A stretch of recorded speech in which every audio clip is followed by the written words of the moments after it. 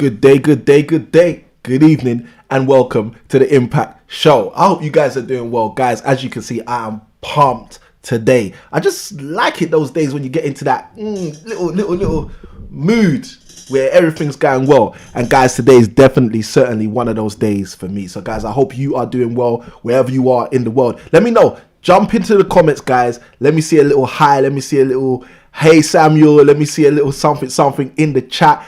Don't forget to leave a comment and say hi, as we usually say. But guys, let me know what's happening in your world right now as it pertains to your property investing journey. You know what? I don't even know what's happening today, but you know what? I got that energy today. All right. So now we're going to be jumping into tonight's show. Hope you guys are ready. Let me get up close and personal with the mic, because tonight's show we are going in. We're getting into something that I like a lot, which is the numbers, the analytics. They're looking at things from a logical point of view. And one of the things I love to let people know is that logic ain't logic anymore. And the reason why is they used to teach logic in schools. They don't teach logic anymore. And there's a reason they don't teach logic, because if you logically start deducing some stuff, you start to work out that certain things just don't make sense. But anyway, without getting into the controversy, let's jump into tonight's show. For those of you who are brand new, joining me for the first time, you never seen me before, never met me before, never heard of the channel before, this is the Impact Properties investing channel, where we give you creative property investing on demand. Yes, I said it, on demand. When you want it, you get it. And the way you get it is by taking full advantage of our channel, taking full advantage of the videos that we release on a weekly basis, as well as the live streams that we basically do just like this, where we show up and give you guys value. Now, today's live stream is a little bit different. Some of you who have been rocking with us for the last 13 days will know exactly what I'm talking about. Today is day 14. Guys, I can't even believe we're here. We are 2/3 through the 21-day journey. So today is day 14 of your 21 days of property investing success. Now listen, if somebody told me when I was 15 years old, when I was 16 years old, when I was 20 years old, Samuel, you can have property investing success by following 21 principles, by doing 21 things, by looking at 21 aspects of your life and shifting them up. Guys, I'm telling you, I would have been a different person. Guys, I'm telling you, I would have been living differently. Guys, I'm telling you, I would have jumped into the deep end of those 21 days. And I'm looking forward to providing that swimming pool, that environment, that shallow and deep end for you guys who are tuned in. So first and foremost, a great big hello and welcome to every single person who is connecting with us. Now, if you're new, and this is brand new to you, you don't know what we're doing here. If you're brand new, all right, all you need to write is the word new in the chat. N-E-W, just write the word new in the chat. And that's if you're brand new, never been on the Impact Show before, never known what we're going to talk about before. Just write the word new in the chat, and me and the rest of the team will welcome you. We got admin in the chat, we got guests in the chat. Guys, all you've got to do is write the word new, N-E-W. It's that simple. Don't think it doesn't make sense. Everyone in the chat will know that makes sense. When you write new, we welcome you. Second thing, if you're back again, okay, you've been here before, whether it's on the 21 days of your property investing success, or whether it's on our weekly Saturday 6 p.m. live show, where we have the Impact Show, where we basically break down property news, all of those things in the week, then guys, I want to hear in the chat, I'm back again. I want to see those words, back again, back again, back again, back again. Now, guys, I hope you're ready for tonight's show. As you can see, I got the energy. It's all popping off with me right now. I'm going to jump into the chat real quick. Just say a few hellos. See who's rocking with us tonight. Guys, 21 days. Come on. Some of them didn't think I was going to do it. Some of them thought I was just going to talk about it. Guys, I'm not a musician, so let me not start making music right here. Well, I think everyone's a musician in their own way. So I'm still not going to start making music right now. All right. Now, first and foremost, we got E Cosmios in the chat who says, hey, back to you, E Cosmios. And I love your second comment. I'm liking the energy. Listen, sister, the energy is here today. I feel like I could be bouncing off the walls. I don't know if it is the very berry tea that we got popping off in the Impact Properties cup. I don't know if it is the water that I was sipping on just before I went live. I don't know if it's just the music. Guys, oh my gosh, listen, let me know what you guys think about the intro music for our show. Like, I like it. All right, that was specifically produced for us. I like it. And guys, you know I like music. I like it. So when I sit here, I don't think you understand, but that 10 minutes, just listen, rocking to the beat. I'm just like, I'm ready to go. And you guys know me. When I jump on a masterclass, the first thing I'm asking is, are you ready to go? So the live show shouldn't be any different. I've just got that ready to go popping off for me. All right. So E Cosmios is saying I'm slightly out of focus. I don't know if we can change that, guys. You know what? Let me say this. We can change that. But to change the focus, I got to put the BRB on. So do you want me to disappear for a couple minutes, put on that tune we're talking about, and then come back in focus? Because we can do that. But that's the only way we can get back in focus. Alternatively, we're going to have to leave it. We got KTR in the chat. KTR says hiya. We say hiya back to you. Hope you're doing well, KTR. Great to see you on the stream again. Guys, KTR, I think she needs to receive a reward. I know we've already sent out to you the free magazines that you won the other day, but I slightly feel we need to give you the reward. We got admin in the chat saying, yeah, BRB. All right, guys, listen, this is what we're going to do. We're going to take a 2-minute break. It's not even going to be 2 minutes. It's not going to be 120 seconds. We're going to get our focus right, because when I got this much energy, we need to get our focus right? I hope I'm right. Let me see the word right in the chat. I can see back again. I can see a whole lot of stuff in the chat. Oh my gosh, guys, you guys want me to make this happen. I got BRB with the music, so guys, I just feel like chilling with you guys. I feel like rocking with you guys tonight. Now, without further ado, let's do this. I'm going to be right back. I'm going to sort out the focus on our camera, and we are going to jump into tonight's show.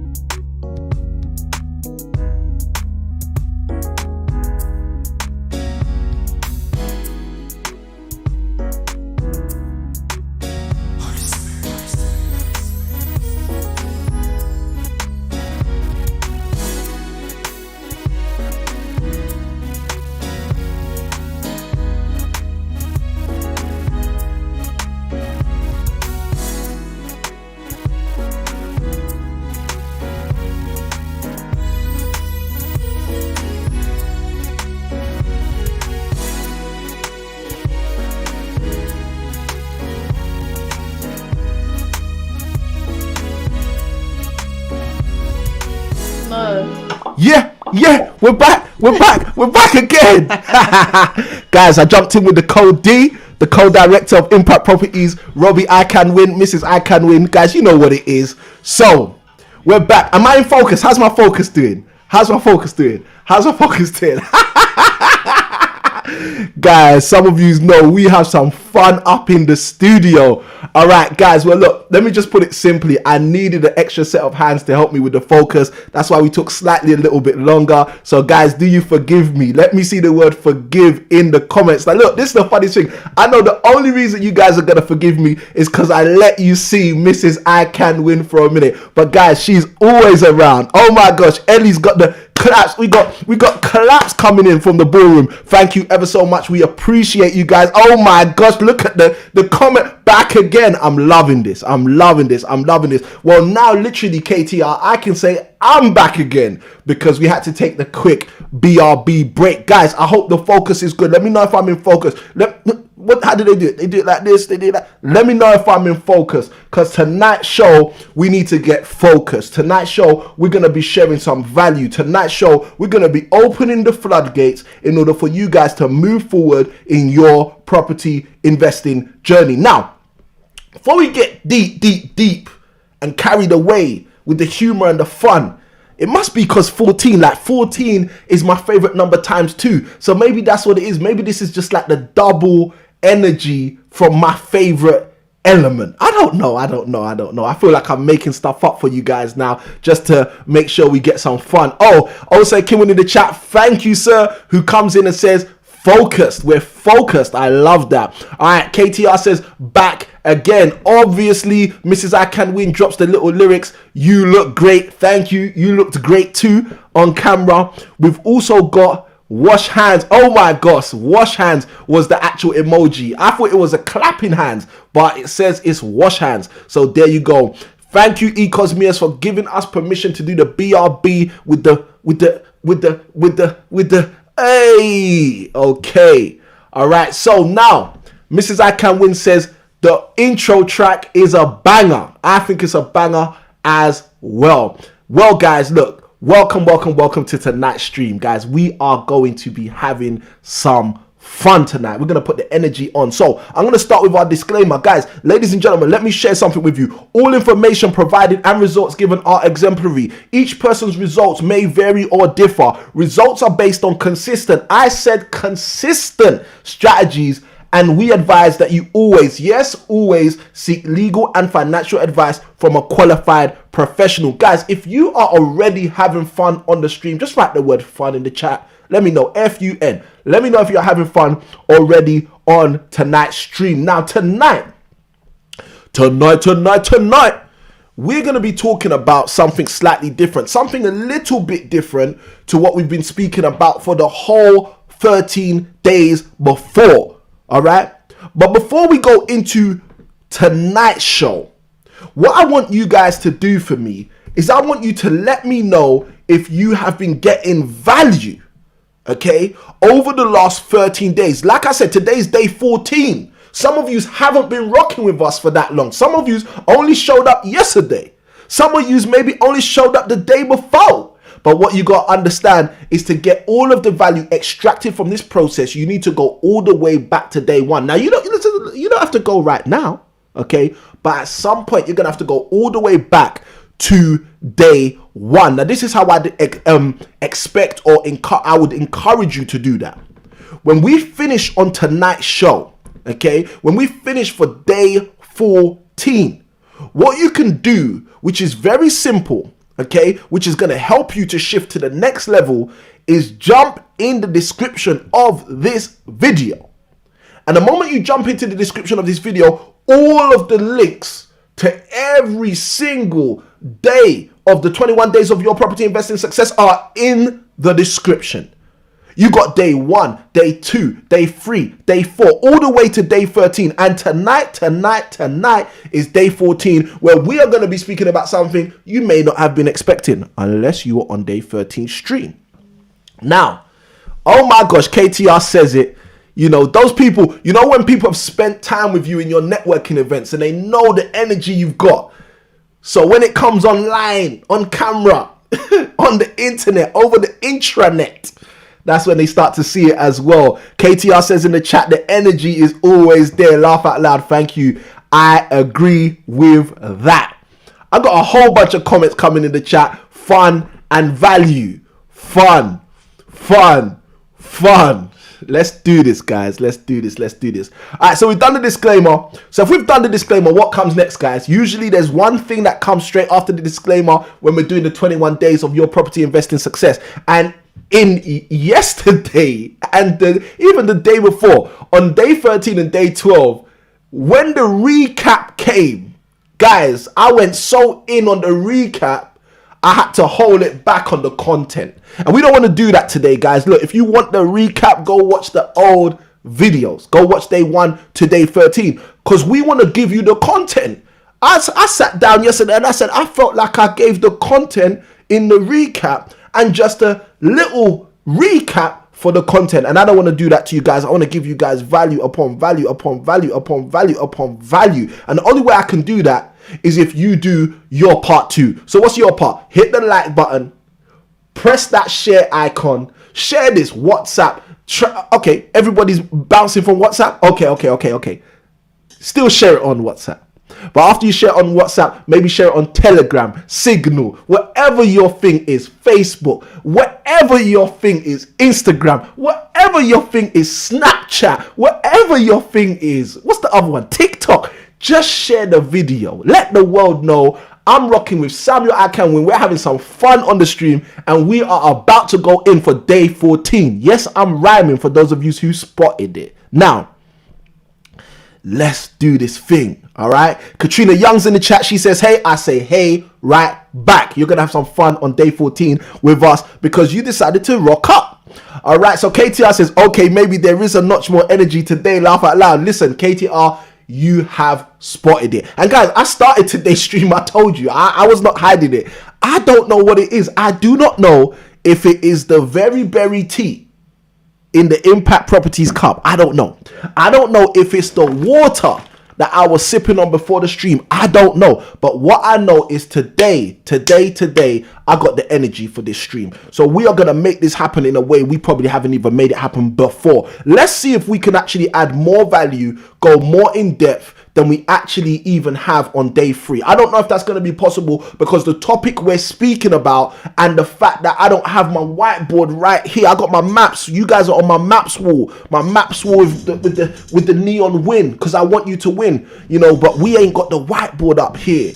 But guys, let me know if I should set up the whiteboard for the next stream. Let me know that as well. Guys, I want your feedback. I want you guys to make this channel your channel. I want you guys to make this stream your stream. I want you guys to come on this stream and be like, this is my favorite stream. I watch a whole bunch of YouTube, but when I spend time with Samuel Akanwin, you know, something changes, something's different. Guys, that's the kind of value I want to provide for the people that decide to rock with me. So thank you first and foremost to every single person who's in the chat. The chat is just blowing off today. Oh my gosh, guys, let me let you see the chat. Side by side of that, remember to hit that like button, hit subscribe, press the bell notification, be a part of our community all the way to the bank, the proverbial bank and the real bank. Because if you're doing what we're telling you in this 21 days of your property investing success, you are setting yourself up to shift gears financially. And that's what we're looking for you too. Now, oh my gosh. I love that. I see the comment, go large Samuel. I'm feeling it. Guys, listen. This is one thing I want to share with you. I learned this years ago. I learned this probably when I was about 12, 13 years old. But let me give this to you. This will be value for you. I learned when I was very, very young, okay, that the audience, okay, have an impact on the speaker, okay? And most people don't know that. Most people don't understand these kind of principles or philosophies, but I'm just throwing that to you. If you got your notepad, iPad, tablet, pen, paper, phone notes open, pencil, whatever you got, guys, I'm telling you right now, that's some good place to start your notes for tonight's show if you haven't already. We've been having so much fun. I cannot imagine that anyone's written any notes down so far. But let me even put that out there. If you have already got notes, okay, in the first 28 minutes that we've been streaming, let me know if you got notes. Let me know if you got notes. I don't know if anyone's got notes, but let me know if you got notes. Okay? E Cosmeo says in the chat, that's power right there. That is power right there. E Cosmeo says in the chat, with this intro, I can't not hit that like button. I love it. I love it. All right? I love it. Guys, listen, don't hit the like button. Smash the like button. That's what we're going to do. We're going to build a culture on the Impact Properties YouTube channel where we smash that like button. We're like, nah, I need to get some likes on this. Now, guys, like I said, share the video. Let your friends, families, and followers know that you're rocking with Samuel Akanwin and he's about to help people change their life by shifting forward in their property investing journey. Now, KTR says in the chat, massive value. I love that. I appreciate it. Now, let's push forward. We're jumping into the recap. But like I said a moment ago, write that down in your notes. Okay, the audience has an effect on the speaker. The audience has an effect on the speaker. How did I learn that when I was really young? My mom used to drag me to church, okay? And one of the things I realized when I used to get dragged to church, there's a little story in the Bible. Who wants a Bible story? You want a little quick Bible story? Write in the chat, BS, Bible story, okay? This is a clean channel, so BS means Bible story. Let me know if you want a Bible story. I'll give you a little Bible story to help you understand how the audience has a massive, profound effect on the speaker. Most people don't understand that. Most people think, oh, I'm just sitting in the audience, let's see if the speaker came on his A game. But they don't realize, you see, when you're in your house online expecting something from someone who's hundreds of miles, 50 miles, 20 miles, 5 miles away from you, that person has to show up. I got the BS in the chat. Let's go. So here's a quick Bible story, all right?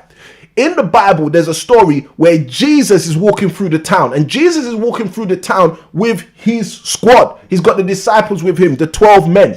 And as he's walking through the town with his disciples, Jesus turns around and he says, hey, who touched me? He says, who touched me? He says, somebody touched me.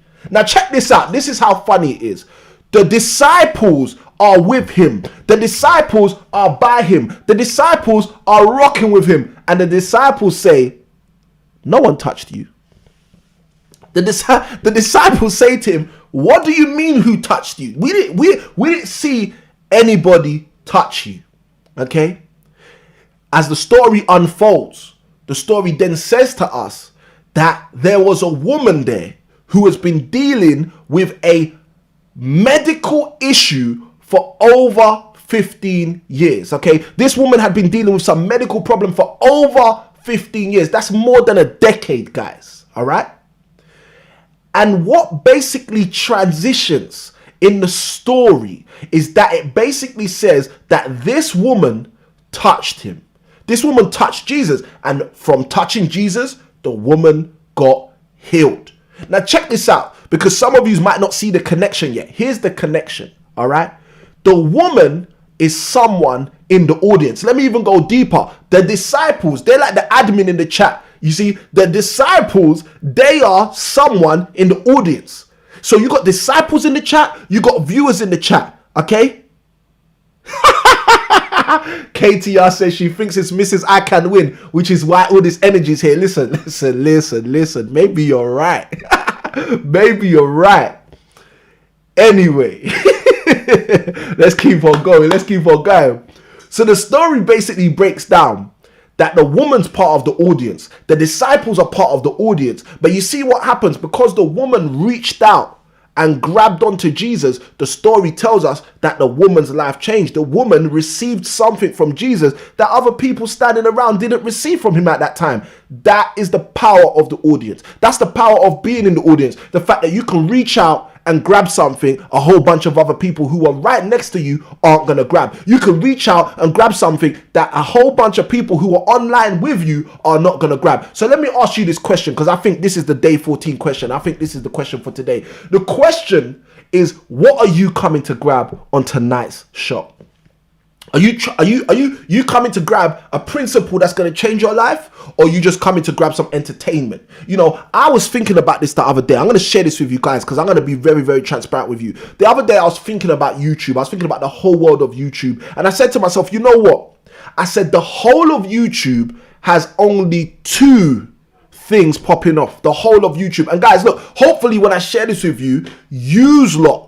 Okay, my people, those that are rocking with me, hopefully when I share this with you, you guys are going to start to see exactly what I'm talking about as you start watching YouTube from now on. All right, because I'm an educator. I want to educate you guys. I'm just going to be very open and transparent. And I know the people that love me most are the people that love the way I educate.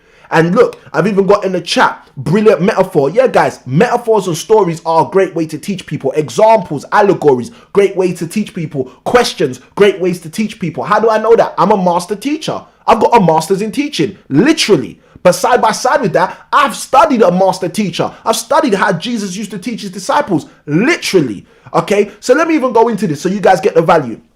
All the content on YouTube, all of it, okay, all of it, bar none. This is the most powerful concept, okay? If you start to understand this, the way you watch YouTube, the way you watch TV, entertainment will change. I was looking at something the other day and I said to myself, you know what? It looks like every single piece of content on YouTube falls under one of 2 banners. Okay, imagine that. Imagine the millions or billions of videos that are on YouTube all falling under 2 different banners. I'm going to share what those banners are. One is entertainment. Okay, when the TV originally came out years ago, that was one of the primary purposes of TV, to entertain people. So entertainment is one of the real big things for YouTube as a platform. Okay? The other is education. So when you come on this channel, you know what it's about. You know I'm not primarily here to entertain you. You know that. But you know the funniest thing, the powerful thing about the fact that although I'm not here to entertain you, we can still have fun, just like we've been having in the chat. We can still have fun. We can still rock together. We can still share the energy. We can still have a little dance, have a little jig, have whatever's going on at the time. We can have some entertainment, but you know this channel's about education. And when you start to understand exactly what I'm breaking down, you can start to see exactly what I'm talking about in the rest of the world.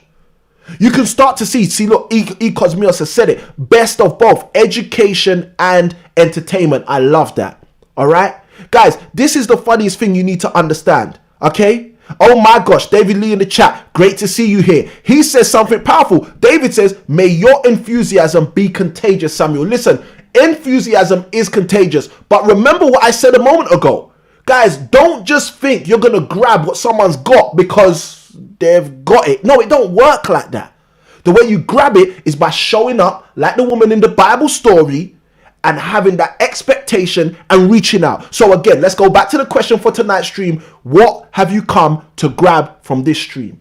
Have you come to grab an insight that's going to shift things for you? Have you come to grab an insight that's going to change things for you? Have you come to grab a principle that's going to help you with your educational process as it pertains to moving forward for your property investing success? Guys, we've only got 21 days. Let me be nice right now. Let me tell you the reality. We've only got 21 days. After today, we've only got 7 days left. So I shared this at the end of yesterday's stream. I said, look, guys, would you like me to put something exclusive together? Because the reality is when this ends, it's done. When the 21 days are done, it's done. And for some of you, you're going to have that, what happened, man? I was in the journey. I was rocking with him. And now it's all gone. So guys, let me know in the chat if you're interested in us putting something else together for you guys. Yes, it's probably going to be paid. I'm going to keep it real. We're probably going to charge you for it because that's the way the world works. But guys, if you got ideas of what you want us to do with you, let us know, because we want to help. We want to support. We want to educate and entertain to whatever degree we can do that as well, even though it's not our sole purpose of being here. Now, let me say this for the last time before I jump into the recap, because we've got to jump into the recap to jump into the content. If you haven't already, hit that like button side by side with that. Hit the share button side by side with that. Hit subscribe if you're not subscribed already. Guys, let me ask this question.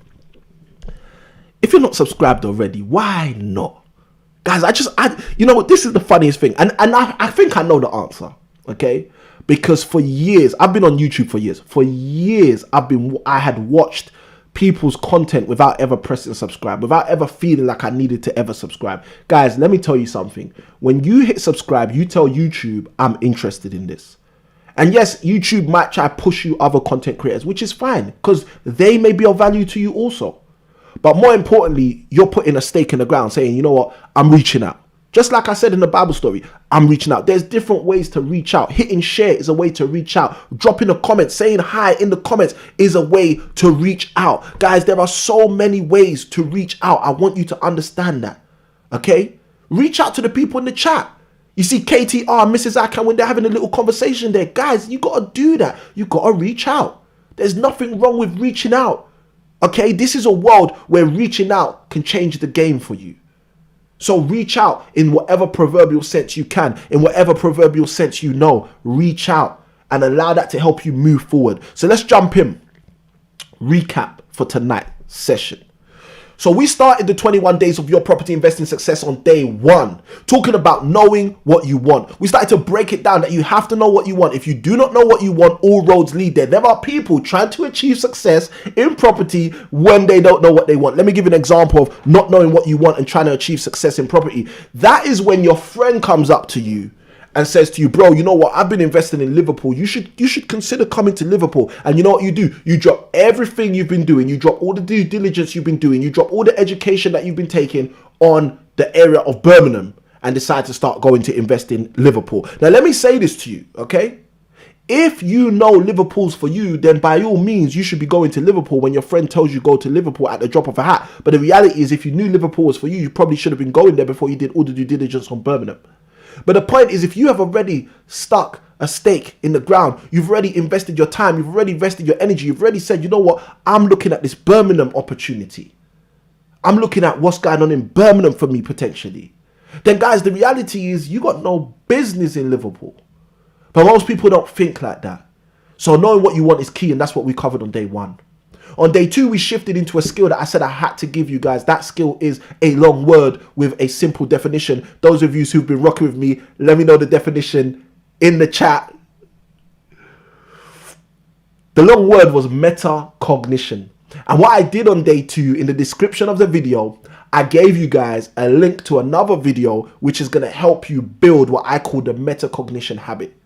So metacognition is exactly what we spoke about on day 2. I said I needed to equip you guys to be able to think outside the box, to be able to think laterally, like I was talking about a moment ago, to think logically. I need you guys to know how to shift things in your life. And this is the reason why we spoke about metacognition. That was day 2. I ain't seen any definitions. Oh my gosh, Mrs. I can win first to the races. And she's got it here, okay? I said to you guys, metacognition is a long word with a simple definition. And that simple definition is thinking about your thinking, okay? Metacognition is your ability to scrutinize the way you already think. Okay, people who think about their thinking, people who engage and employ the skill of metacognition, let me tell you something about them. You don't need to tell them to adjust. They are already adjusting before you even could tell them. Because they're already scrutinizing the way they think. They're already questioning the way they see things. They're already saying to themselves, should I not? Why do I? Why did I? Oh, I did this last time because I think like this. But if I shift how I think, then I can do this next time and achieve more and get more and have more and help more. And heal more. Bible story. Anyway, let's keep moving forward. So metacognition was day 2. On day 3, we had the jump off. On day 3, that was the day, guys. Let me just put it that way. So far, up until day 14, I could be wrong. You guys might have seen day 5, day 9. You might have seen a day and been like, nah, this was the one, Samuel. This was the one. But for me, day 3 was off the chain. We spoke about vision. And the reason why day 3 was off the chain is because I am so passionate about vision. I'm so passionate about vision. Not just for me, but for people. I love hearing people's vision. My wife will tell you, I get people coming to my house at times and like the first or second question I'm asking them is, so what are you trying to do with your life? What are you trying to achieve with your life? What's your vision for your life? Vision is something that has been on me for years. So day 3, we spoke about vision. And let me say this, guys, if you are rocking with us now, if you're on the day 14 and you're like, I'm getting so much value, I got to stay till day 21, and you have not watched our day 3 video, I'm going to lightly encourage you at the end of this stream to just go in the description and find day 3 and watch that. Because when you start to understand how important your property investing vision is, you equally start to understand how important it is for you to make some changes, for you to make some shifts, for you to make things happen. But day 3 was not the end. We shifted into day 4. And on day 4, we started to speak about the difference between faith and fear. We started to speak about the fact that there are so many people who have property opportunities right in front of their very eyes, but because of fear, they walk away from those opportunities. Because of fear, they say, you know what, this ain't for me, this is for the big boys. Because of fear, they say, you know what, I can't do it, he can't do it, they can't do it, no one can do it, so why should I do it? And they walk away. I shared something yesterday. I think it was a great concept when I shared it yesterday, so I'm going to share it again today. They said in the Bible that David killed Goliath with just a stone. Guys, I want you to understand how powerful that concept is. A giant is slain by a boy because of a stone. Okay? David kills Goliath with just a stone. Let me tell you something that stone must have had behind it. That stone must have had behind it faith. Okay? There must have been a level of belief in David for him to say to himself, I'm going to use this tool in order to slay this giant. Guys, I want you to understand you are in the same predicament right now as you watch this stream. You see, there must be some faith operating in you for you to say, I'm going to use these 21 days worth of content to slay this big gorilla, giant mammoth of a beast of poverty, or this generational curse of finances, or the fact that your parents have bought property and lost property, or whatever it is, guys. Listen, I come across people from so many different walks of life, and so many times I hear so similar stories, such similar stories Oh, their parents bought a house, the crash of '08, their parents lost the house. Now their families don't own anything. Guys, let me tell you something. That doesn't have to be your story. Take the stone of the 21 days of your property investing success and use it to slay the giant of mediocrity, the giant of poverty, the giant of just enough. And be that person who starts to walk in, just what I was talking about yesterday on day 13. Be that person who starts to walk in the vision that you see of yourself inside. Don't be the person who's waiting for someone else to show up to make you who you're supposed to be. You know who you're supposed to be. And the only question I ever ask you guys, which is really the deep question, is are you going to give yourself permission to be you? So on day 4, when we were tackling faith and fear, that's the reason why we were tackling faith and fear. Because on day 4, I wanted you to get to a place where you understood, you know what? I can believe in who I know I'm supposed to be. I can achieve by being who I'm supposed to be. And I will have what I'm supposed to have by being who I'm supposed to be. That was faith and fear on day 4. Then on day 5, we started to talk about my good friend, personal development. And I shared with you guys on day 5 that personal development is your fastest route, your fastest vehicle in order for you to achieve the success that you are looking for in your life. And guys, I'll say it again. For those of you who's taking notes, write that down, guys. Let me say this. Every recap, every single day of these 21 days of your property investing success, when I make that statement about personal development, you should write it down every time. The reason you should write it down every time is because you are telling your subconscious mind, I think different now. I think different about how I'm going to get to my dreams. I think different about how I'm going to achieve my goals. I think different about how I'm going to buy that next property. I feel different about how I'm going to control that next property. Guys, let me tell you something. Do you guys want some real example? Write the word example in the chat. Let me put it this way. If I see 5 examples in the chat, I'm going to give you an example of something that happened right before this stream. Right before this stream. Not 20 minutes before this stream. Right before this stream. This is probably the reason the camera was not in focus. Because right before the stream, I was not here preparing for the stream like I should have been. I was doing something else. But if you want to know the example, say example in the chat and I'll give you guys an example. I got the comments coming off, but I need 5. I got 2, I need 5. I got example and examples, but I need 5. Guys, let me tell you something. When you start to understand the difference between faith and fear, and you can utilize that with the concept of personal development, you can not only change your life, you can change the life of others. I want you guys to understand that. Personal development allows you not only to change your own life, but to change the life of others. I remember listening to Jim Rohn years ago. Jim Rohn said something so powerful. He said, the concept used to be, if you take care of me, I'll take care of you. Let me tell you something, guys. I'm going to keep this really real. I want you to understand this, okay? Jim Rohn sharing this years ago in the 1990s equipped me today to be able to do what I'm doing for you guys today. I'm showing up. Check this out. I'm showing up for 21 days, not because any of you guys asked me to. Now, if you look back today on day 14 and say to yourself, has it been of value for Samuel to show up for these 14 days so far? For many of you, your answer will be, of course, yes. Like, I couldn't imagine if he didn't. I'm starting 2021 with value. I'm starting 2021 with direction. I'm starting 2021 in the right frame of mind.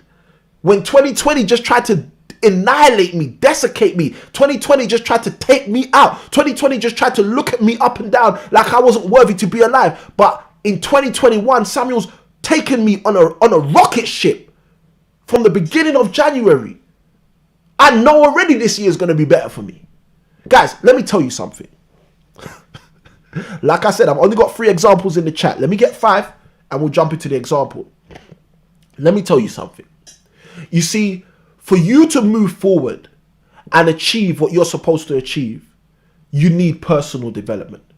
So Jim Rohn says, he used to think the whole world operated on a you take care of me and I'll take care of you basis. Okay. Now, I'm going to be honest with you. I've been to primary school, secondary school, college, university 4 times. So university 1, university 2, university 3, university 4. And let me tell you something. Going through each of those institutions those 7 institutions, I'm going to tell you something. I'll tell you something funny. I think Jim Rohn's right. I think most people in this world, and you can tell me if you think he's right or wrong, I think most people in this world actually believe that the way the world is supposed to operate is if you take care of me, then I'll take care of you. Okay, now let me say this, and I want to say this so that everyone can have some transparency and understand the concept I'm sharing with you. You know, if we live a life of you take care of me and I'll take care of you, do you know there'll be no leaders in the world? I'm just keeping it real. You know, if we broke the world into everybody needs to take care of everybody and everybody needs to take care of everyone, you know there'll be no leaders. Because everybody will be waiting for someone else to take care of them before they take care of somebody else. You take care of me and I'll take care of you is a concept fundamentally that does not work.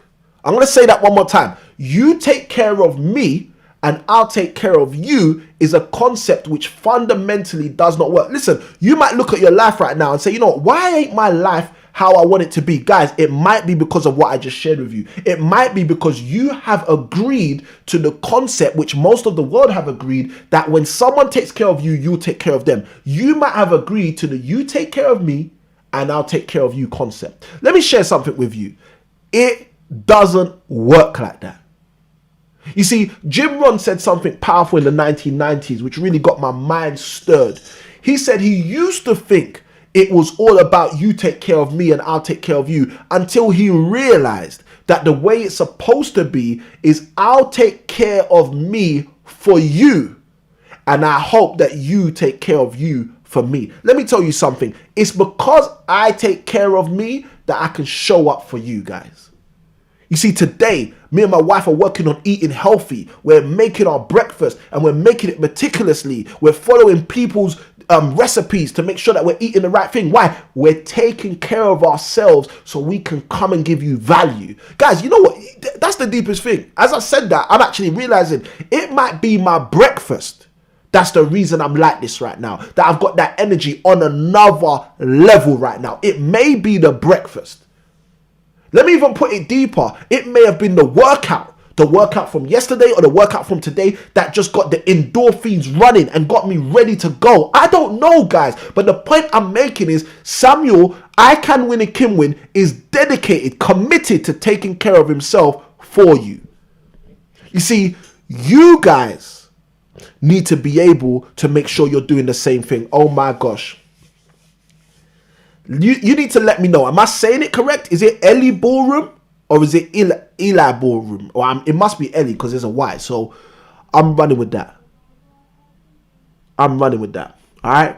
So Ellie Ballroom, thank you, because you've done the job of more than one. And I love it when people do this. So I'll give you an example. I got in the chat example. All right. I love it when people want that example so much. They don't wait for someone else to write example, but they just write example again. And it is Ellie. Thank you, Ellie. Appreciate that. All right. So let's jump in. All right. I got smiley faces. I got emojis all up in here. Guys, for the first time, we got emojis all up in the chat. I love this. Thank you, guys. All right. So I got my 5 examples. I'm running with it. Example 1. Example 2. Example 3, example 4, example 5. Oh, E Cosmios, you did the same thing. Oh my gosh. Mrs. I Can Win, you did the same thing. Oh my gosh, you guys are on this thing. I love it. All right, so personal development is what we're talking about. Let me give you that example. We're going to mix the concept of personal development. E Cosmios started it. That's right. Okay. We're going to mix this concept of personal development with faith and fear for you guys to understand what I'm talking about. All right, for me to give you this example. So let's jump into this example and then we'll come back to something. But again, let me finish on that last point so you guys don't lose it. If you're taking notes, you've got your iPads, your notepads, your pens, your notebooks, your journals, write that down, okay? I do not subscribe to you take care of me and I'll take care of you. Let me say this, you know, if you subscribe to you take care of me and I take care of you, you know one of the problems with that, you're only going to be nice to people who are nice to you. And there's a problem with that. Because you don't need to just be nice to people that are nice to you. You need to be nice to everybody. Because the day is going to come that the person you chose not to be nice to is in a position to nice you or to not nice you. I want you to understand that. All right? So just be nice to everybody. To the best of your ability, however you can, just be nice to everybody. Now look, being nice doesn't mean certain things. It just means be nice. All right? So that's me anyway. So let's jump in. If you're taking notes, what you should be writing is, I do not subscribe to you take care of me and I'll take care of you. I subscribe to I'll take care of me for you and I will expect you and hope that you take care of you for me. Guys, let me tell you something. I don't know what happened to the camera there. That was a shock. Thank you, YouTube. Let me share something with you guys. It's because I go out of my way to make sure that I'm healthy and whole that I can show up for 21 days in a row and give you guys value. Guys, it's because I go out of my way to make sure that my system is functioning properly that I can show up. Guys, listen, let me tell you something. If I was sick, if I was broke, if I was busted and disgusted, guys, let me tell you something. I couldn't show up every day for 21 days. It would be ridiculous. You see, for me, let me even show you how funny this is. For me, the only challenge for showing up 21 days in a row is what time I'm going to show up. That's the only challenge for me. That's the only challenge. What time am I going to show up that makes sense for my family commitments, my life commitments, and my lifestyle? Guys, besides that, I got no qualms showing up for you. My coaching clients know that. My students know that. Because they get the value out of me. They extract that value. And I want you guys to know that. I've got no qualms. You know why? Because I take care of me for you. And I'm hoping that you guys will take care of you for me. And one of the greatest ways you can take care of yourself for me is use the principles, the value that I'm giving you guys and take your life to the next level as it pertains to your property investing success. So let's get into this example for you guys. So earlier on today, I'm writing an email, okay? I've recently signed a contract with a brand new client, okay? This is a brand new 6-bedroom HMO that our company's taking on a management agreement. So this is a new rent to rent, if you think of it like that. So we've signed up this landlord at the end of last year, okay, just before we transitioned into 2021. After signing up this landlord, the landlord has basically come to me and said to me, look, I want us to discuss a particular scenario. What happens if this particular scenario happens, okay? Now, KTR asked an amazing question. What did I eat, please? All right, she wants to know where this energy is coming from. Listen, I'm going to make this easy for you. Jump on Facebook. Go look at the post I posted today. You'll see what I ate, okay? Yeah, jump on Facebook. Look at my most recent post. So, let's jump into this. So, we signed up this landlord end of December. Okay, right at the end of December. Guys, let me tell you something. The dates we were signing these contracts, most people were not working. Okay, and this is one of the things I found throughout my whole life. Okay, I do my most business at times when most people are on holiday, most people are asleep, most people aren't working. Okay, if you know me, if you've had any kind of like email exchanges from me and stuff like that, you'd be surprised, but I'm going to keep it real with you. There's times I'm sending emails at 3 a.m., 7 a.m., 4 a.m. Like, not just me. I'm saying me, but it's not me. Me and my team. And the reason I say that is because, yes, most of you will know, I leverage. I've got assistants who are in different time zones. So they're not going to email you at 8 a.m. or they're not going to email you at 12 midday. They're not going to email you at 5 p.m. at the end of their working day. Because their working day doesn't start at 5 p.m. Their working day starts at a completely different time frame. Okay? Now, the reason I'm sharing this with you is because I want you to understand when you want to get stuff done, you're not thinking about 9 to 5. Okay? You got a job if you're thinking about 9 to 5. If you're an entrepreneur, you're not thinking about, oh, the day ends at 5 p.m. I got to get home quick. You're thinking about how do I systemize things so at 5 p.m. when I get home, things are still popping off. As an example. So we signed up this landlord end of last year. Landlord reaches out to me and says, Samuel, I've been thinking, what do we do if this particular predicament occurs? Okay. And the landlord says, look, let's have a call. And over the call, let's discuss what should happen if this predicament occurs. So we have a call. And you know me, I'm a strategist. So as we're on the call, I start breaking down, oh, if this predicament occurs, this is what we should do. If this predicament occurs, this is what I know could work. And I gave that 3 or 4 different routes of things we could do, we could take. And the landlord was like, you know what? That's really good. I never thought about any of those. I'm flying with that. I'm gonna go with that. Let's do it. Okay. So this is what the landlord says to me. Let's do it. Let's take your approach. Okay. So obviously I'm happy with that. I'm happy with that. And then the landlord sends me an email. And the landlord basically says, look, let's create an addition to the agreement we have. Okay. And when we create this addition to the agreement, let's basically add in the strategy that you advised. Let's add in the way that you said we can deal with the situation. And I said, okay, that's fine. And then the landlord proceeded to send me an email where in that email, they articulated kind of their understanding of what I had said to them on the phone as the best practice. Okay. So for most people be like, yeah, that's cool, Samuel. Like, you got what you wanted. You got it your way. It was your strategy, etc., etc. So today I'm responding to this email and I'm actually creating the addendum, the additional email documentation, the additional writing, which will go and serve as an additional part of our contract. And as I'm writing it, listen, guys, I'm telling you, it was taking me way longer than it ever takes me to do stuff. I'm just sitting here reading it again and again thinking, there's something that doesn't feel right here. There's something that doesn't feel right here. I'm just reading it thinking, there's something that doesn't feel right here. Guys, remember where we're going with this. We're talking about faith and fear, and we're talking about personal development being the fastest route to your success. So I'm reading this email and I keep saying to myself, there's something that doesn't feel right here. And then what I realize is I've copied and pasted what the landlord has said they want to use as kind of like their ideal scenario of if this happens. And obviously that's supposed to be what I said. But one thing that's occurring to me is, firstly, it's not exactly what I said. But secondly, it's not written the way that I would agree with.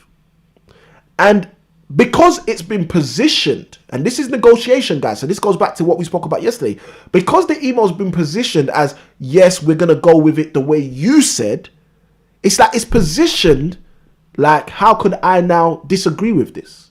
Okay, so this is where faith and fear comes into the example, because what's actually happening right now is fear is creeping in. And let me tell you something, it didn't feel like fear. I didn't feel like I was afraid of anything, but now as I look back, I know fear was creeping in. And I was slightly potentially feeling afraid to say to this landlord, no, we're not doing that. We're not doing that. That doesn't make any sense. That's not the ideal scenario. That's a scenario, a good scenario, but it's not the ideal scenario. What did I say to you guys? Personal development is the fastest route to your success. It is the fastest transportation to your success. It is the fastest vehicle to your success. So you know what I did, and this is why it took me longer. This is the reason why I didn't get to prepare for the stream the way I usually prepare for the stream. I just scrapped it. I said, you know what, scrap this. Scrap this. I just wrote a brand new email, and basically what I articulated in the email was this. Listen, I appreciate what you said in your email, but what you need to understand is, for some reason, I've been sitting at this computer for longer than I should be trying to work out how to put this together based on what you're saying that I said. But what I realize is this isn't what I think should happen. This is what I think should happen. So if you look below, I have attached a copy or a draft of what I think the addendum should be. And I look forward to seeing what your thoughts are. And I completely changed everything. Okay. Now look, here's how the two principles work in this example. First, personal development is your fastest route to your property investing success. Now, who I was yesterday, who I was 2 weeks ago, isn't who I am today if I'm personally developing on a routine basis. Now, if I'm personally developing on a routine basis and I'm always becoming more than who I was yesterday, for example, then you'd understand that today I might see things slightly differently. I might see things a better way. Now, obviously, what you have to understand, and this is obviously about integrity, when you sign an agreement, you're locked into that agreement for the period of that time. In this specific case, I believe this was a 2.5, 3 year agreement. So the point I'm trying to make to you guys, I want you to understand that as you develop, as you grow, as you become more, as you become someone bigger, as you become someone better, as you become someone stronger and wiser, you have to use that. Don't become wiser, stronger, smarter, better, and still default to your yesterday practices. Because someone else is not personally developing. Someone else is not looking at yesterday's ideas and saying, you know what, that was a great idea yesterday, but you know what, today, this is actually the way that idea should work because I've had time to think about it, or I've read more material, or I've engaged with more examples, more experiences, etc., etc. So the reason I wanted to share that example, I wanted you guys to understand, sometimes you can be afraid and not even know it. And that's the reason why on day 4, we spoke about faith and fear. On day 5, like I said to you guys earlier, we spoke about personal development. And this is my statement. I'm going to say it every time. And like I said earlier, I'll say it again. Guys, every time I say this, you need to write it down in your notes. Personal development is my fastest vehicle to my property investing success. Okay? Don't wait for an opportunity. Develop yourself personally to a degree that an opportunity can't stay away from you. Okay? This is how real this stuff is that I'm talking about. Day 6. We shifted out of personal development, and on day 6, we started to speak about, we started on day 6 to speak about momentum. We started to speak about the hot sauce that you pour on top of the foundation. When you start building that foundation, you know what you want. You start building that foundation, you think about your thinking using metacognition. You start building that foundation, you've articulated your vision. You start building that foundation, you learn how to manage your faith and fear. You start building that foundation, you get to a place where you're using personal development as your fastest route to success. Let me tell you something. You need to then sprinkle on momentum. You need to turn the volume up. This is the term I keep using because it's the truth. You need to turn the volume up with momentum. And then on day 7, we spoke about commitment. We spoke about the thing that seals the foundation. That's commitment. Because when you put commitment into the mix of it, you make sure that this happens. Someone might say to you, oh, we might be able to come back to you in 3 days. No. If you need them to come back to you in 3 days, commitment will make that happen.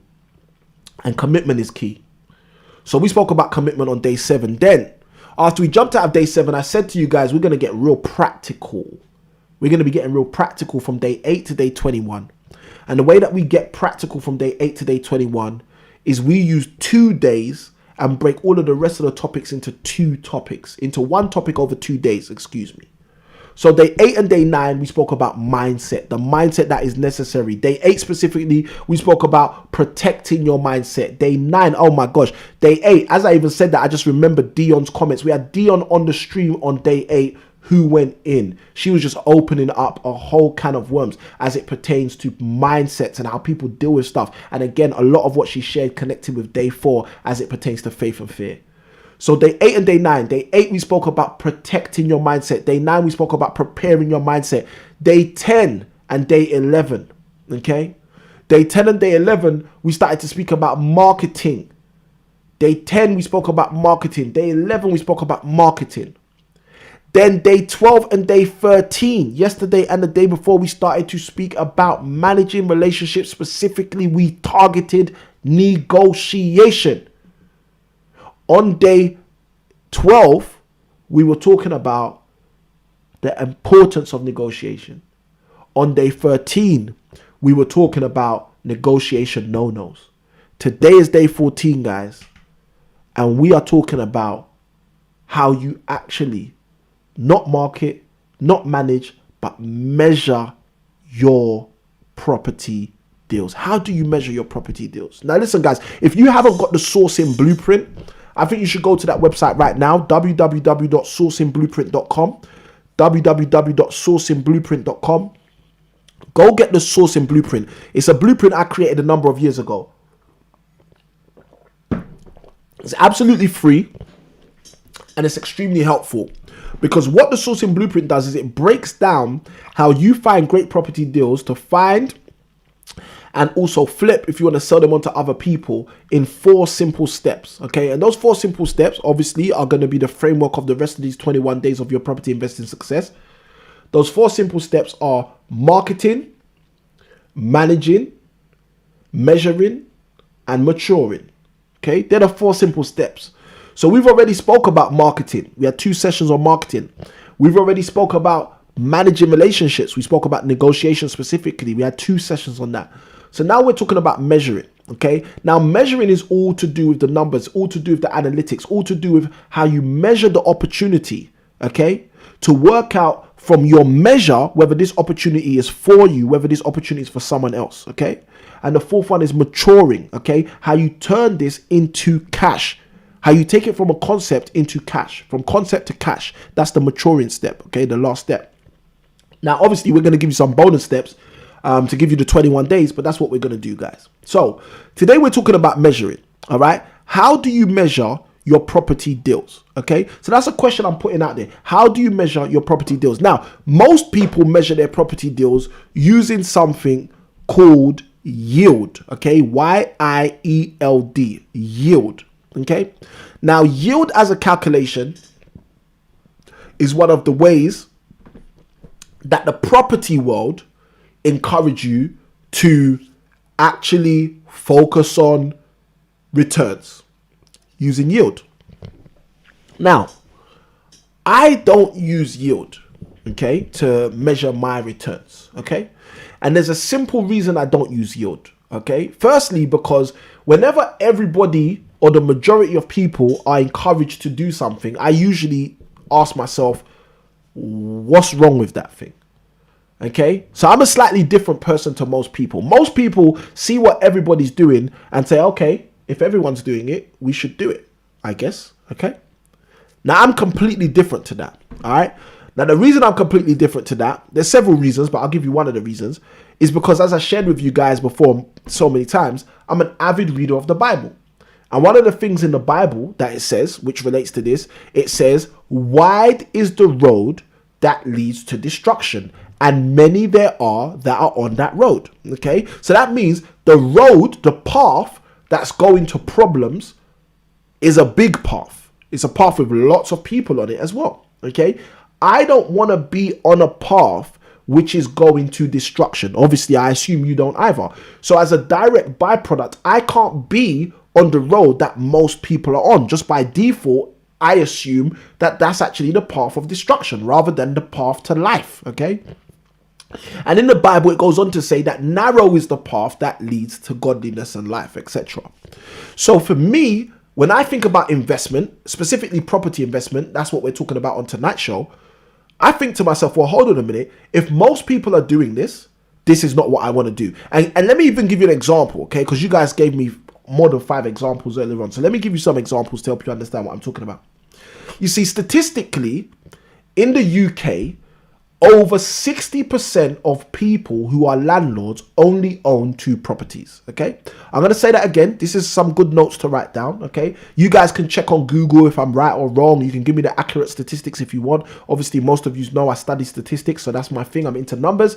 But let me just share this with you again so you understand what I'm talking about. Statistically, in the UK, all right, the majority of landlords only own 2 properties. Okay, so what that means is most people who call themselves a landlord in the UK, over 50% of the people that call themselves landlords in the UK only own their own house and 1 buy-to-let property or 1 additional property. Let's not call it a buy-to-let. Let's not pigeonhole them. It might be a HMO, it might be anything else. Okay, but statistically, the majority of people in the UK who may be called landlords only own 2 properties. Okay, that doesn't mean there aren't people that own 10, 20, 100, 400. Yes, there are, but they're not statistically the majority of people. They're the minority. So if you come back to this concept I shared with you guys from the Bible, if I'm measuring things, okay, because this is what we're talking about in tonight's session, and in day 15 tomorrow we're going to be talking about measuring in a slightly different way. But the point is, if I'm measuring things and I'm saying to myself, okay, do I want to be a landlord like most people? Because you know, most people own like property, all these landlords. Listen, most of them, over 50% of them, only own their own house and 1 additional rental property. Now, let me tell you this. If the 1 additional rental property is bringing in something like $4,500 a month, then by all means, you know, if you're meeting your salary by the 1 additional property you own besides the one you live in, then by all means, be like most people if that's the case. But what I can assure you is that's not the case for most people. For most people, they're actually generating around £300, £260 probably on average in their additional property. And that's even when they're actually cash flowing positive, because there are a whole bunch of people who call themselves landlords who are actually on a month to month basis cash flowing negative. Now, why do I share all of that as context? I share all of that because all of that is extremely important. All of that is very, very fundamentally important for us to actually start to understand how we need to shift forward in our life. We need to look at what most people are doing and say, you know what, that's not really for me, because that's not what I'm trying to achieve. And this goes all the way back to day 3, guys, when we were speaking about vision. This goes back to you understanding what your vision is, because if you understand what your vision is, obviously, you know, you're not going to fall for any junk. You're not just going to start doing what other people are doing. You're going to do what you're supposed to do. You're going to do what's right for you. You're going to do what's going to take you to your next level, not what's going to take someone else to their next level. Okay, so let's talk about the accidental landlord, because as we talk about measuring, this might be helpful for some people. Some people might be watching this, you might have never met me before, you might be new to this 21 days of your property investing success, or you might have engaged with me a little bit but not really known the intricacies of how I go on things sometimes. So let's go in a bit more. Ellie says, great value. Thank you for the comment, Ellie. We appreciate you. So you see, most people, the reason they own 2 properties, I'll give you kind of like a little story, okay? Little story. If you guys want a little story, write the letters LS in the chat. We had BS earlier. Let's have LS in the chat, and I'll share with you guys a little story. Now, here's a little story, okay? You get this guy, let's call this guy Martin, okay? Martin does the normal thing that his mum and dad told him to do. He went to school, went to college, went to university, got a job, okay? 50, 60K a year. Now, when Martin's got this job, Martin, you know, buys a house. He buys a flat, buys a nice little 2-bedroom flat, 1-bedroom flat. He lives on his own, okay? So Martin lives on his own, all right, in this little 2-bedroom flat. Then Martin meets a lady, okay? Like some guys do. They meet a lady, or like some girls do. They meet a guy. Martin meets a lady. And when Martin meets this lady, let's call the lady Barbara. So we got Martin and Barbara. When Martin meets Barbara, proverbially, they decide to become an item.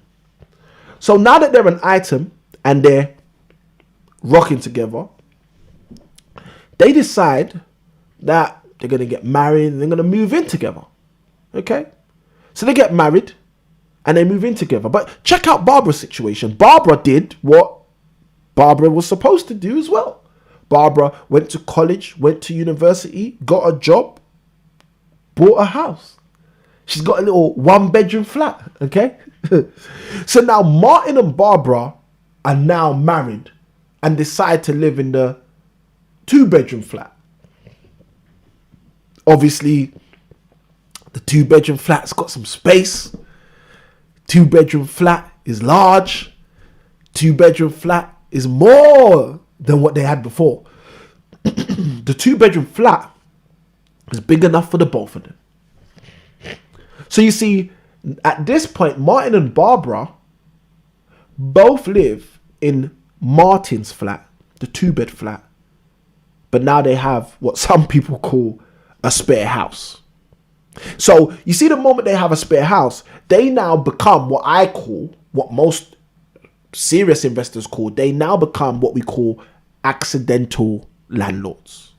Okay, they're now accidental landlords because they got a spare house. So they're going to have the conversation one day and they're going to say, what do you think we should do with the spare house? What do you think we should do with Barbara's place? They might ask their parents, they might ask some friends. Obviously, some people who are wise would say to them, yeah, you can rent it out.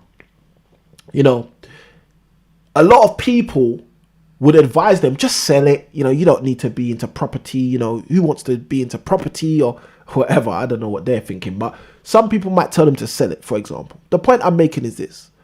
Martin and Barbara have just become exactly the same, as close to the majority of the majority.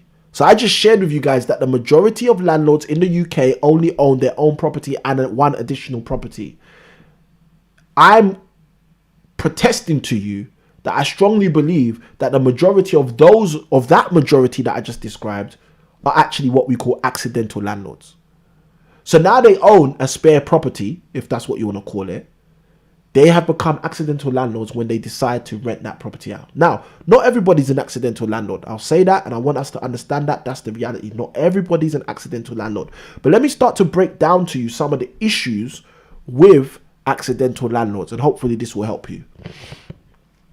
One of the first issues for accidental landlords is the property they are renting out, Barbara's property in this example, was never purchased with the intention for it to be a rental property.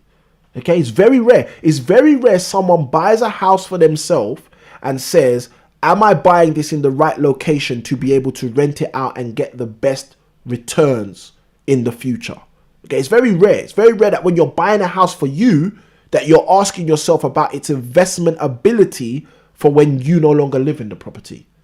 You see, and even in cases where people do ask those questions are secondary or tertiary in the evaluation process, in the measuring process of acquiring or buying this property. So I hope you start to understand, guys, those of you who are watching, exactly what I'm breaking down. You see, when you buy something for personal consumption and due to circumstances ended up attempting to use it for mass consumption or commercial consumption, one of the things you'll find is that you probably didn't buy the best thing you could have with the same resource. Okay, and look, guys, you can do the maths for yourself in your house, wherever you are. Just ask yourself, if I was going to buy a property tomorrow for me to live in versus me buying a property tomorrow for me to rent out, would I buy the exact same property? And 9 times out of 10, your answer is going to be no. Okay, your answer is going to be no 9 times out of 10. I'll give you an example. You might think tomorrow you're going to buy you a property and your budget might be something like 250, 300K for that property. But then the moment you start saying that you're thinking about buying an investment property, your budget might radically decrease to 180, to 200, to less than 200, to less than the 180. Oh, you're going to buy a property for 150. Why does the budget change? And look, let me even say this. Let me be nice. It doesn't matter why the budget changes, but stuff like that happens and things like that. Again, this is why we need metacognition. This is why we need what we spoke about on day 2. But the point is, it doesn't matter why the budget changes. What matters is you need to understand that the budget would change. You need to understand that you would think differently about buying a property for commercial purposes, i.e. renting out, buying to sell, etc., versus buying a property for personal consumption, personal use. Okay, so this is really, really important, guys, because that is the first of the few things I'm going to share with you guys, which are problems for people who buy property and end up being accidental landlords. The first thing is the property that becomes the spare house or their rental property, a lot of the time was never acquired. It was never intended for that purpose. Let me tell you something. I'm going to say this because I think this is probably a fair enough statement. For most people who end up in the accidental landlord predicament, the best thing for them to do is actually sell or swap the house that they're going to rent out for another house which they buy or trade for, which they specifically and purposefully believe and intend it to be for the purpose of renting out. Okay, because let me say this, just by doing that alone, you give yourself an advantage. Okay, and most people won't understand that, but that's the reality. Just by buying something or taking something on with the intention and purpose for that thing to be for renting out gives you an advantage above someone else who's got a property and, oh yeah, they're just going to rent it out. Okay, so that's the first thing. That's one of the first issues for accidental landlords. The asset that they're utilizing to rent out, they potentially didn't acquire it with the intention to rent it out. So as a direct byproduct, it might not be as close to a train station as is really needed to get the best market value in terms of rent. Okay, it might not be on the right floor. Let's say it's a flat, it might not be on the right floor. You see, you might be buying a house to live in and might say, okay, you know what, I can live on the 3rd floor. I don't mind living on the 3rd floor of a three-story block. I don't mind living on the 3rd floor. But you see, when you're going to rent the property out, I can guarantee you, I can tell you now, you're going to get the highest rent if your flat is on the 1st floor. If your flat is on the ground floor. So by 1st floor, I mean the first of the floors. So if your flat is on the ground floor, you will probably achieve a higher rent than if the flat is on the 3rd floor, typically. Okay, it's not always that case, but that's typically the scenario. Okay, why am I sharing this with you? I'm sharing this with you because if you was buying that house to rent it out, you probably would have said, let me buy it on the first floor to increase my probability of getting the best rent, to increase my probability of being able to rent it out fast, rather than let me buy it on the third floor, for example. Okay, now guys, I'm not telling you never buy a flat on the third floor. I'm just giving you some ideology, some principles for you guys to understand what I'm talking about. So let's go back in. First problem for most accidental landlords is the fact that the asset that they're using is not intended for that purpose. Now, second problem is this, okay? It is rare that an accidental landlord ends up with an asset that they're renting out which has massive scope for adding value, okay? So let me give you an example. If you're buying a house to rent it out, you might buy a 3-bedroom house with a really big garage and a really big garden because you know after renting it out for X amount of years, you're potentially going to turn the garage into a bedroom, maybe put a little extension on the back of the house, etc., etc., etc. Now, someone who's buying a house to live in the area that they desire to live in, may not have the funds to buy that kind of a property. And they might not say to themselves, well, look, let me go 100 miles out of where I want to buy from so I can afford a 3-bedroom house with a garage and a big garden where I can build on an extension and turn this from a 3-bedroom house to a 6 or 8-bedroom HMO in the future. You see, when you're buying a house for yourself, you don't necessarily think like that. You might think, okay, oh, this is a nice house where I can do a loft extension. Maybe I can do an extension at the back. You might think those basic things, but predominantly, when most people are buying a house for their own uses, they're thinking about location predominantly. That's why shows like location get so many views, to get so many people watching it, get so many people thinking, yeah, this is how property works. It works just like this. This is the way property's supposed to be done. Location, location, location. Listen, guys, let me tell you something. Location is not the only factor when you buy a property. Okay, and I can assure you of that. I know people who have bought property in locations which meant nothing to nobody. I don't know if that's accurate English, but you know what I mean. I know people that have bought property in locations that were rubbished, but over time, those locations become something else. Okay, so location isn't really the key. It's not about, okay, yeah, it has to be here, has to be in London. You see, so this all comes back. It's funny we've got here because we've gone full circle. This all comes back to what I'm speaking about on tonight's stream. How do you measure your property opportunities?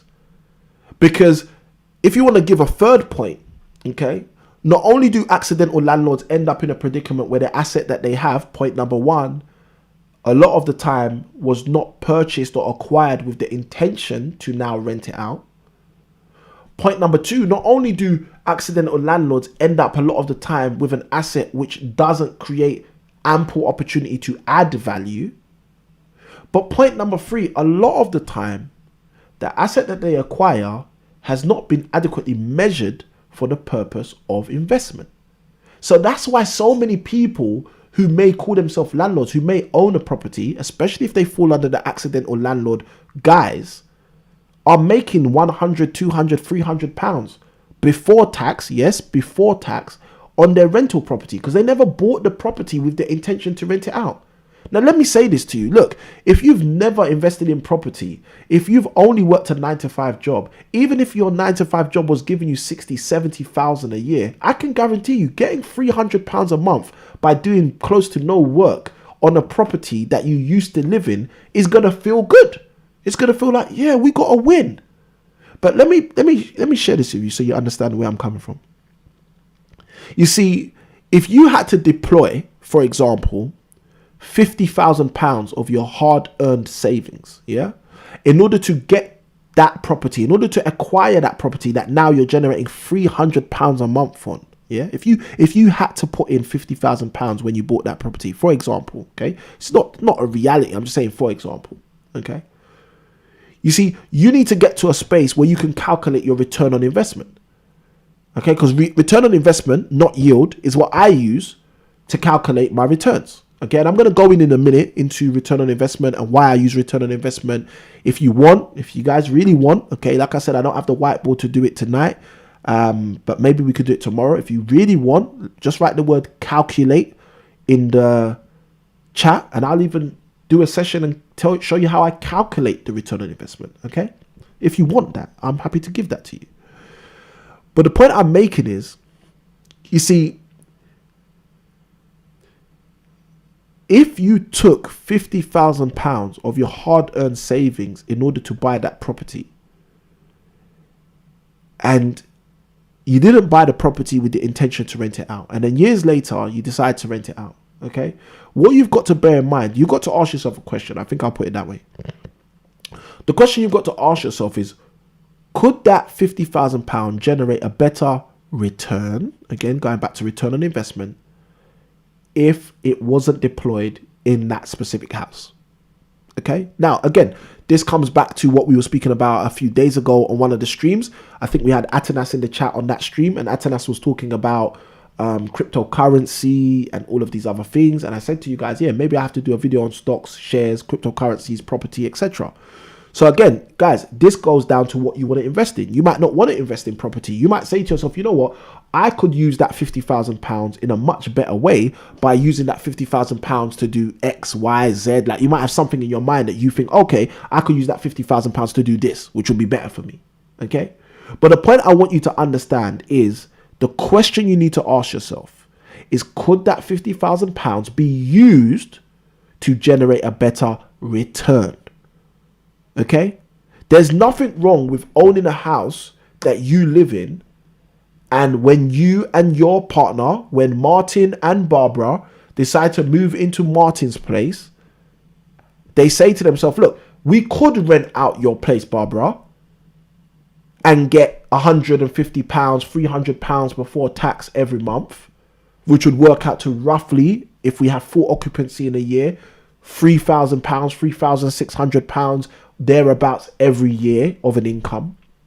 Or Barbara, we could sell that asset, sell that property, okay, or do some, there's a number of other things, they're a bit more advanced strategies, I won't go into those, but we could sell that property, we can walk away with the 50, 60, okay, I don't know if I'm moving too fast, which is why YouTube keeps flickering me out, so apologies guys, but we could sell that property. And after selling that property, we can walk away with the 50, 60,000 pounds that you originally put into the property. We can liquidate that money.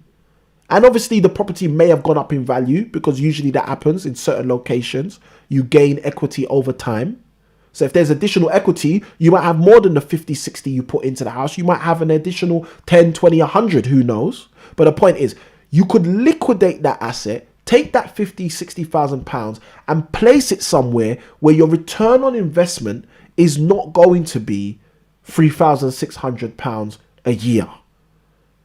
You could potentially put that 50, 60,000 into a property in Derby, okay, which probably costs something like 100, 110. Powerful. Thank you, Mrs. I Can Win, for letting me know. Now I will stop talking about it when it happens.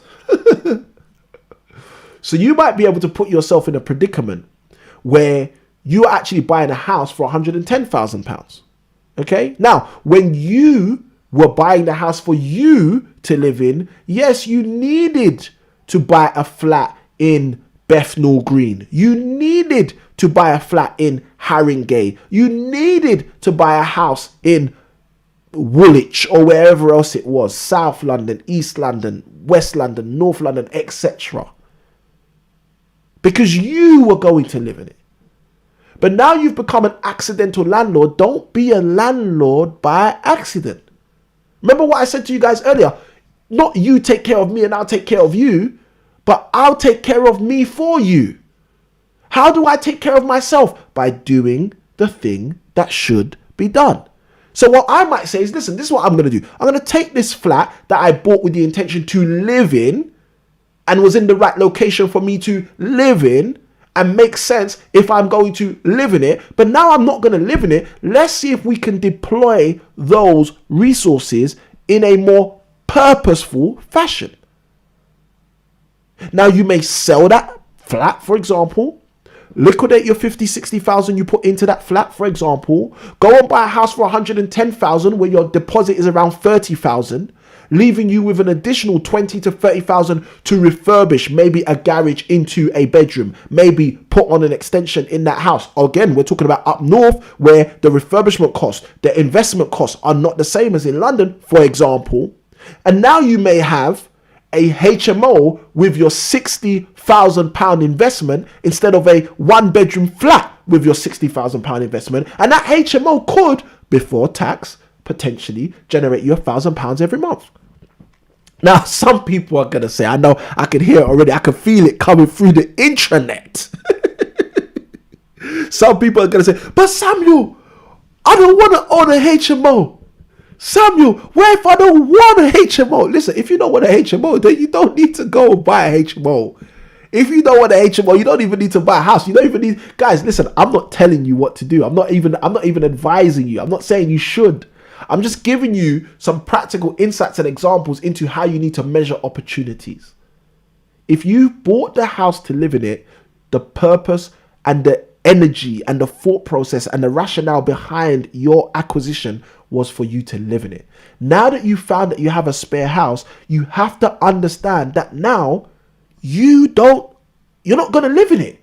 So you don't have to keep it. You don't have to just assume I've got a spare house, I have to keep the house. You're better off selling the house, in my opinion, and finding an asset which you are buying for the sole purpose of renting it out so that you can maximize your return.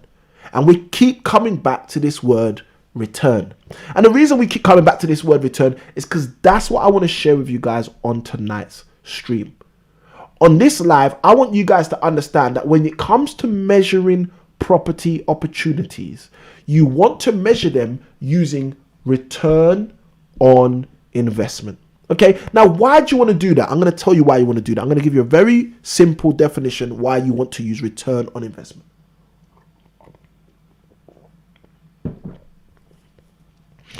Everybody has an idea.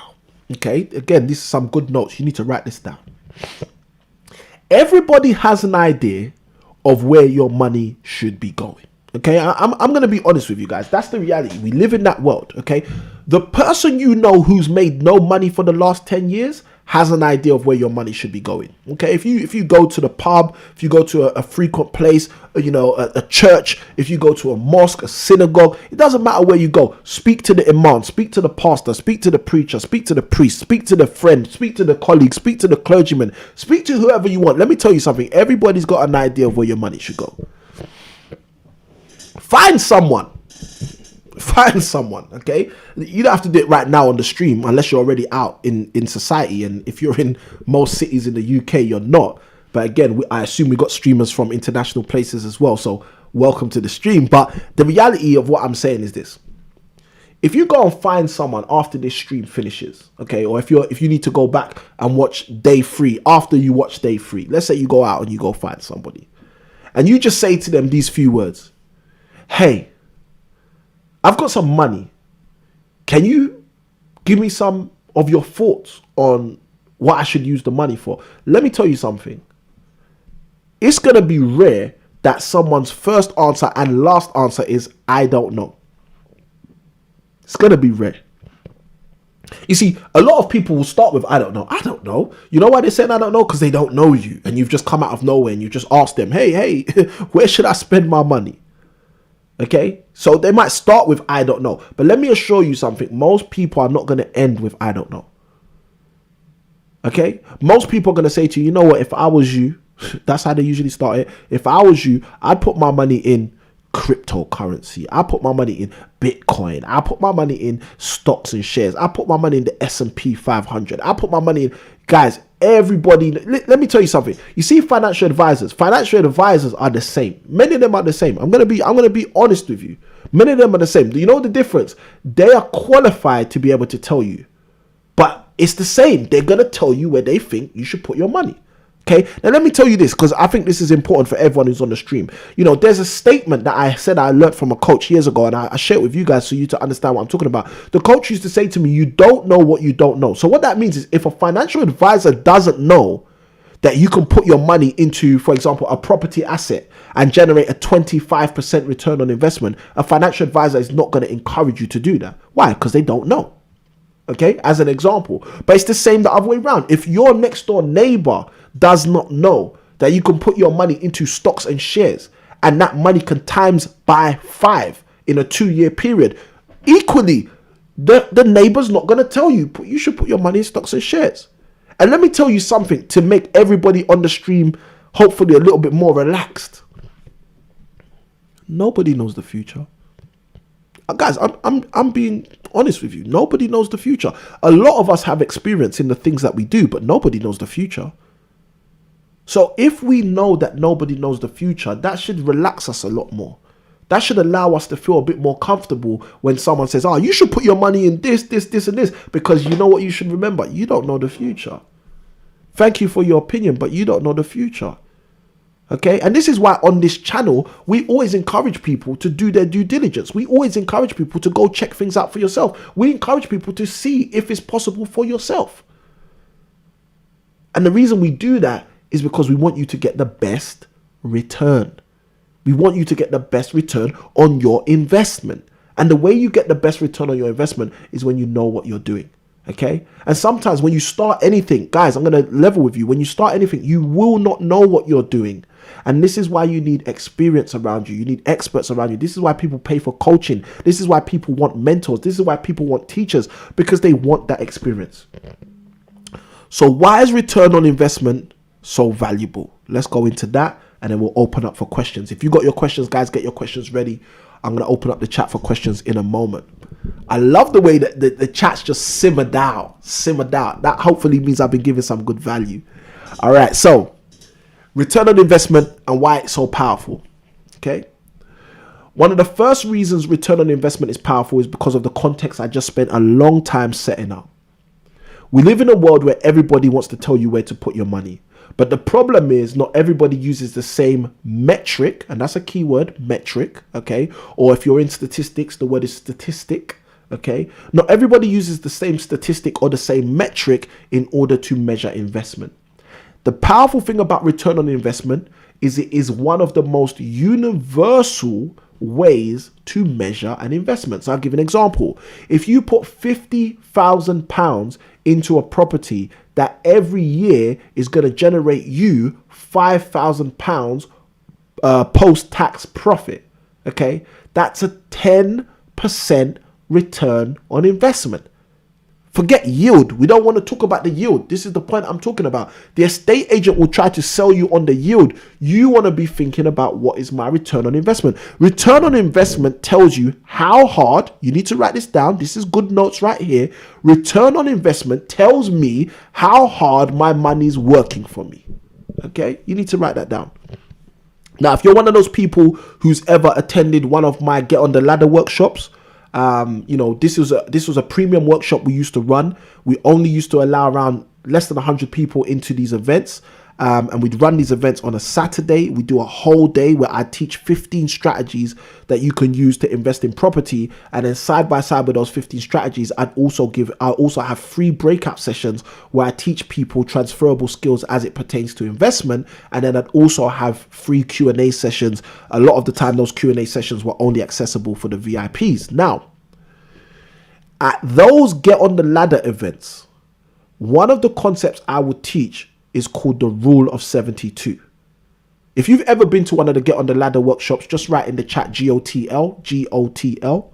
All right. If you've ever been to a Get on the Ladder workshop, please write in the chat GOTL, and also write in the chat whether it was of value. So you can write GOTL, lots of value, or GOTL, massive value, etc. Let me know. I want you to do that for the other people in the stream to know how powerful those Get on the Ladder workshops were.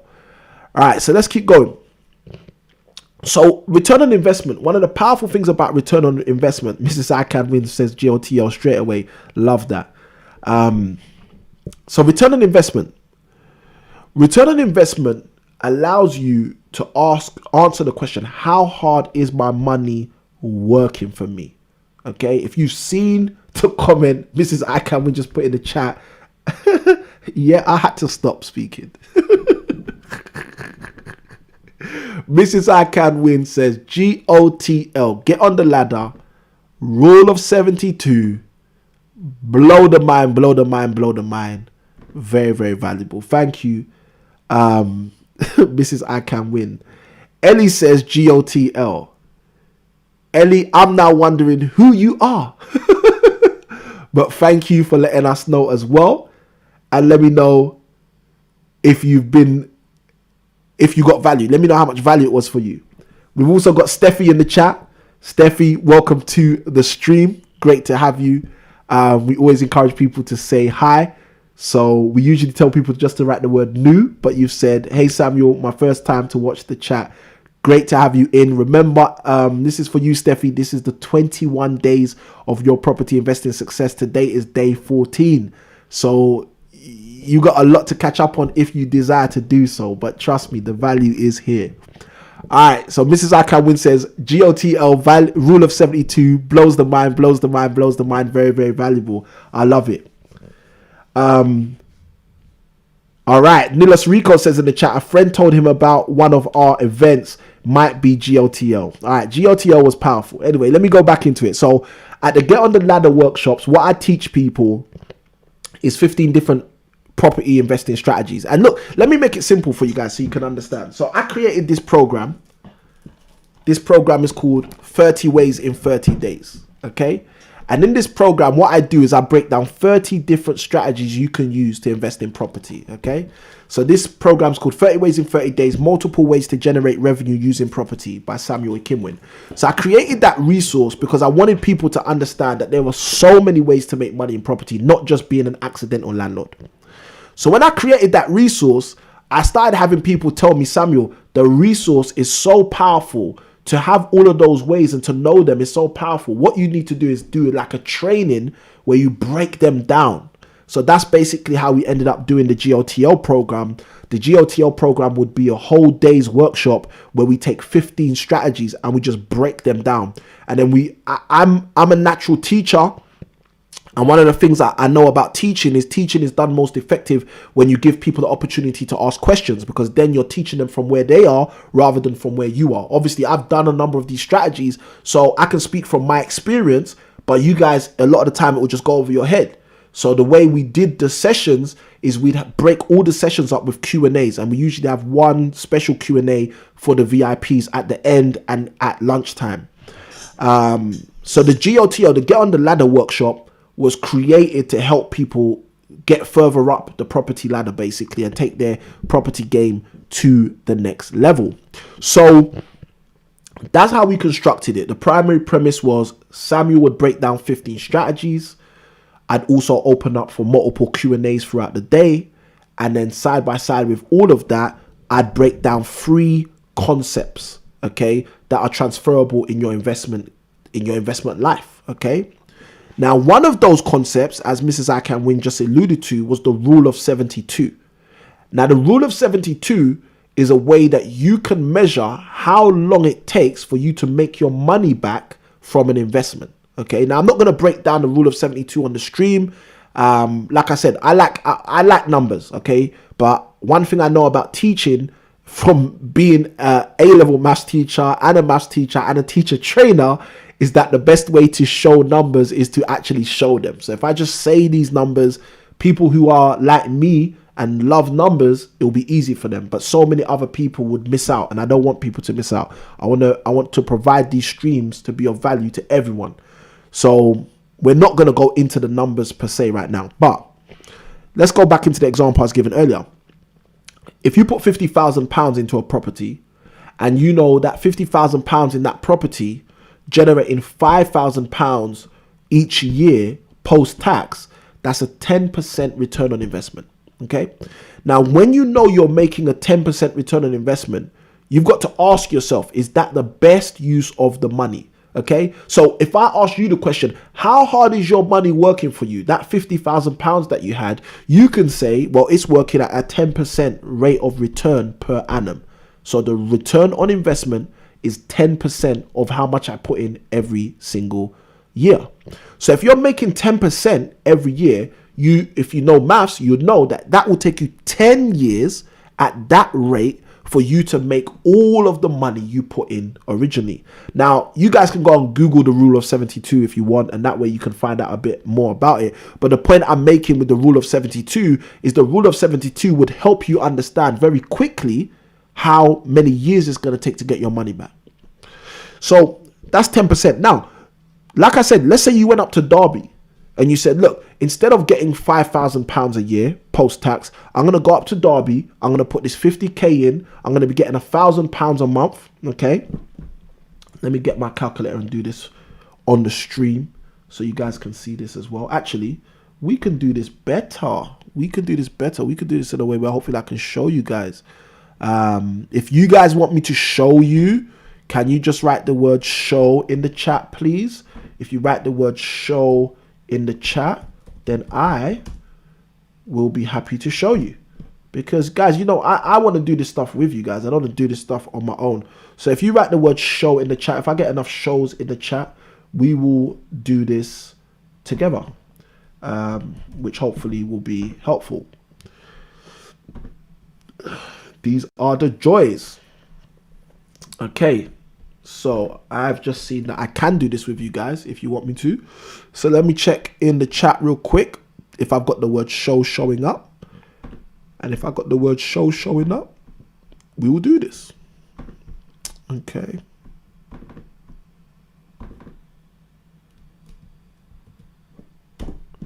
All right, so I have show in capital letters. KTR says, okay, we got Ose Kimwin who says, get on the ladder, fantastic. We got KTR who says, get on the ladder, massive value. We got Mrs. I Can Win who says, show. So let's jump in then. All right, so I've got this up now. Hopefully you guys will be able to see it. Most of the screen's going to be black, so I do apologize, but let's see if we can do this. Guys, like I said, if you haven't hit the like button, feel free to hit that like button right now. Side by side with that, why not hit the bell if you're hitting subscribe, if you haven't subscribed, so you can move forward and further faster in your property investing journey. Let's make this happen. All right, so I've just brought up on the screen for all to see an online calculator. So this is going to help us break this down, okay? Just to make it simple for us all.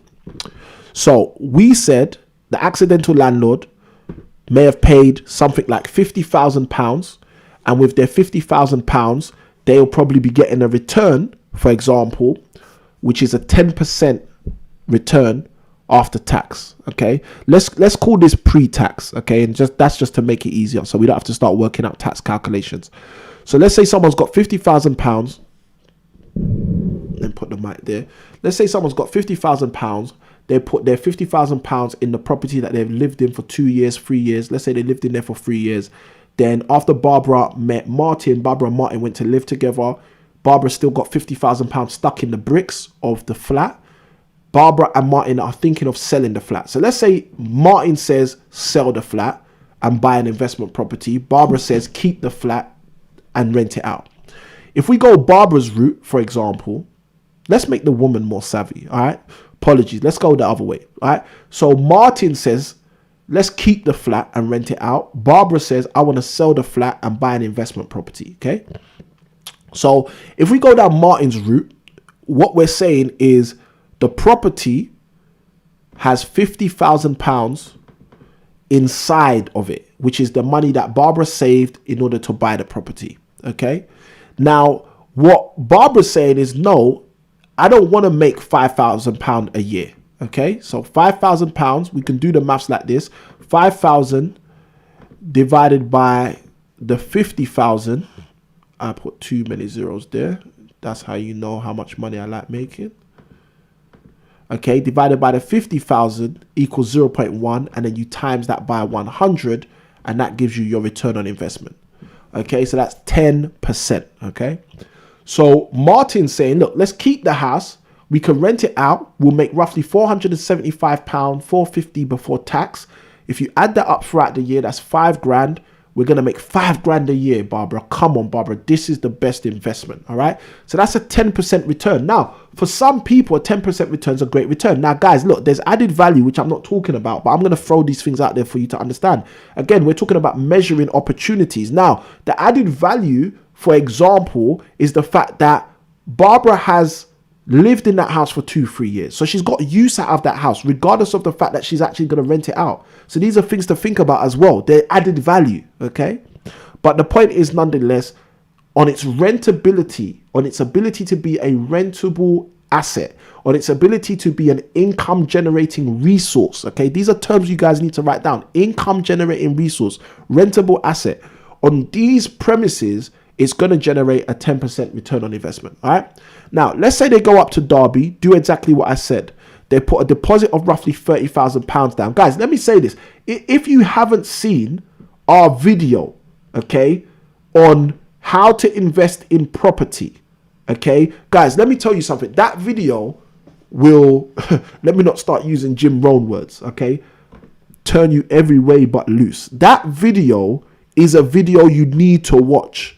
Okay, if you've been rocking with us for the last 14 days and you haven't seen that video, go and watch that video. If you want the link, write the word link in the chat. The video is called Property Investment UK, how to invest in property for 2021. Okay, and in that video, I break down how you can invest in property for this year and beyond. That video is fire. Okay, it's like less than 10 minutes long. It's not a long video.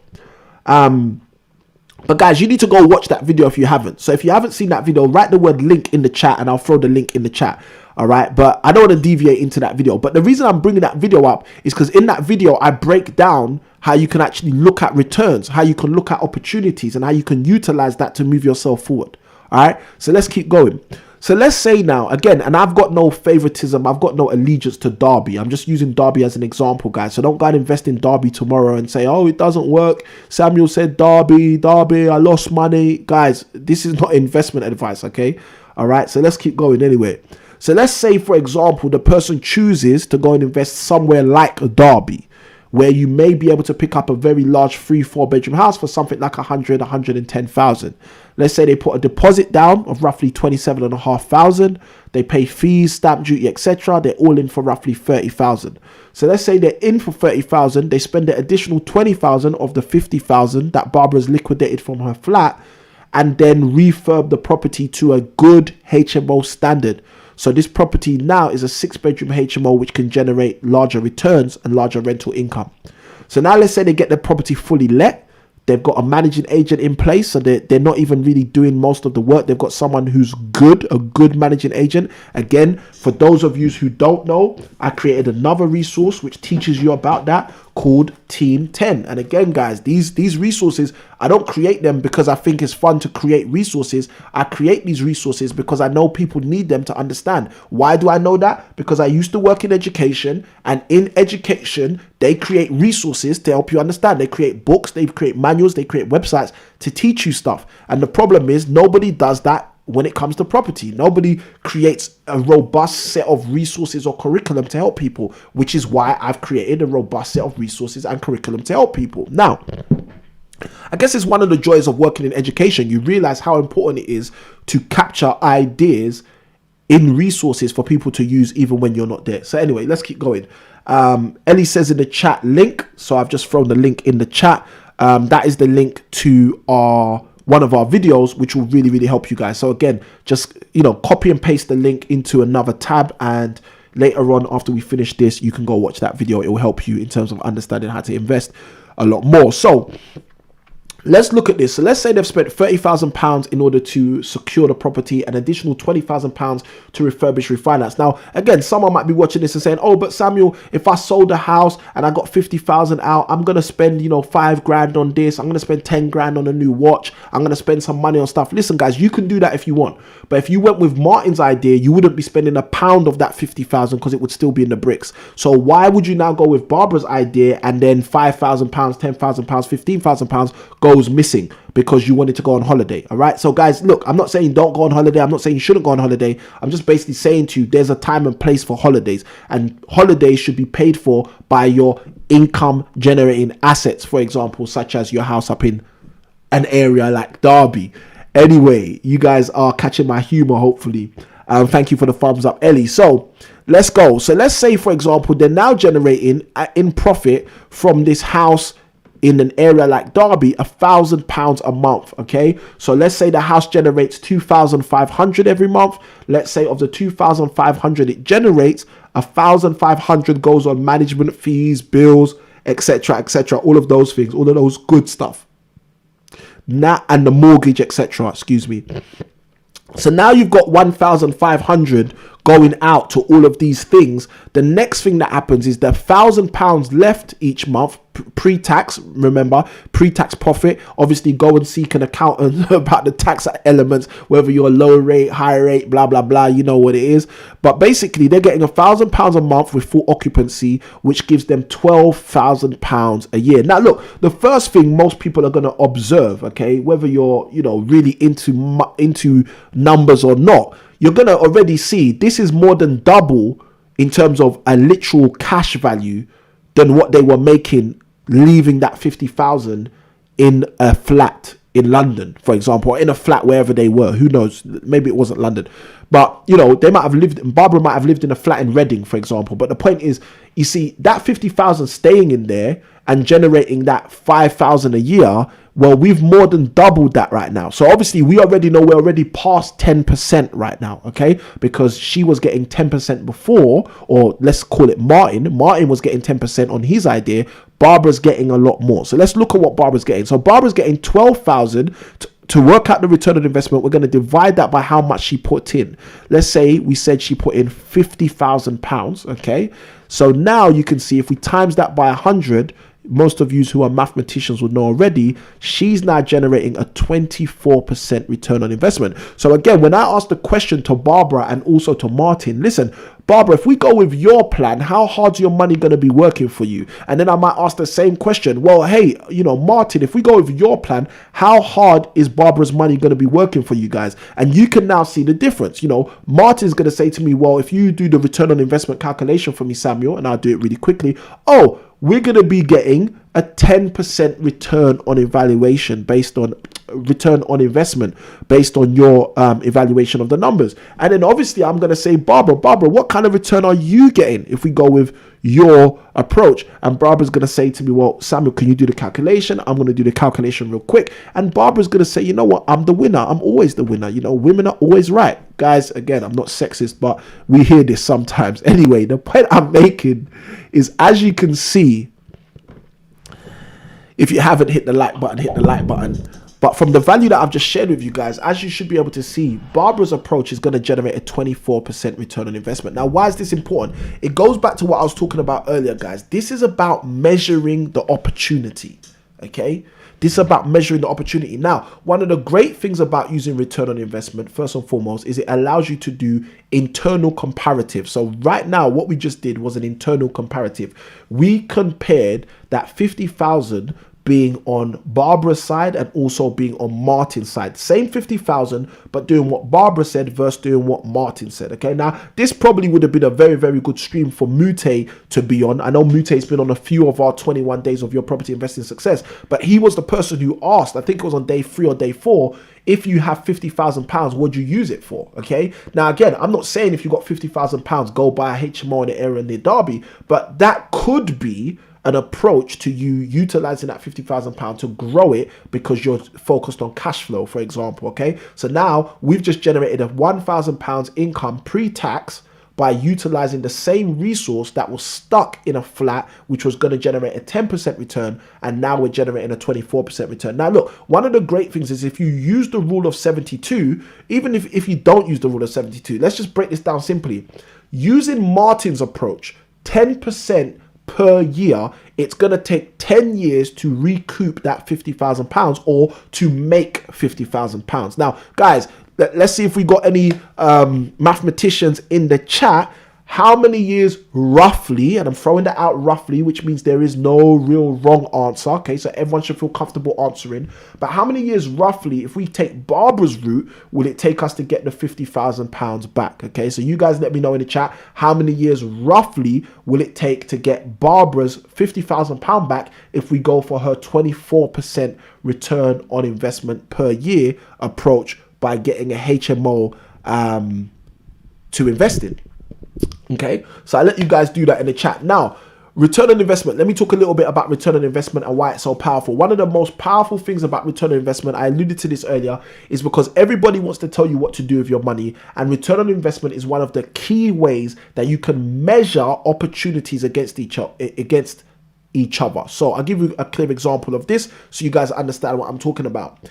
If you take a stock investment, okay, you say, okay, I'm going to put £1,000 in the stock market, okay, and if this stock at the end of the year is now worth £1,060, okay, £1,060, okay, this particular stock has increased by a 6% return on investment, okay? And you can calculate these things. You can actually calculate these things.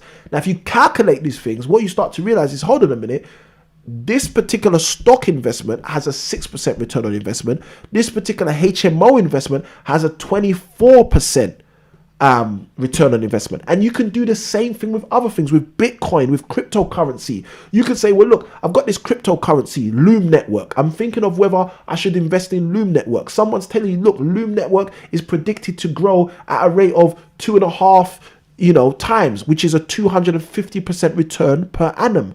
You have to look at it and say to yourself, does this make sense? Does this line up? Is this what I'm looking for? All right. We got Ellie Ballroom in the chat who says free. Okay. Ellie slightly off, but very, very close. And we got Mrs. I Can Win who says 4.5. Again, just narrowed it into the right world. So guys, look, we're talking about 4 years roughly. So again, Mrs. I Can Win's kind of being really, really accurate. But like I said, just be rough, but it's 4 years. Okay. Think of it like this. Year 1, you make 12,000. Year 2, you make your second 12,000, which makes 24,000.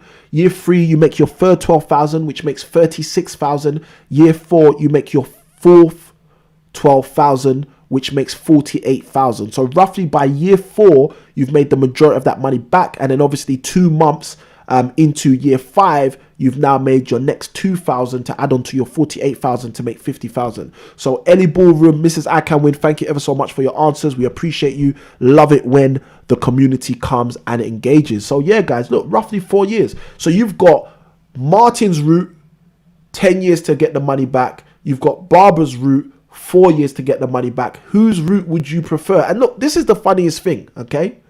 If you take Barbara's route and you save all of the profit, by year 4, you can buy an additional HMO. You can do the exact same thing again. And what that means is by the time you actually get to year 10, which is what Martin was proposing, you now have potentially 3 properties if you keep doing that.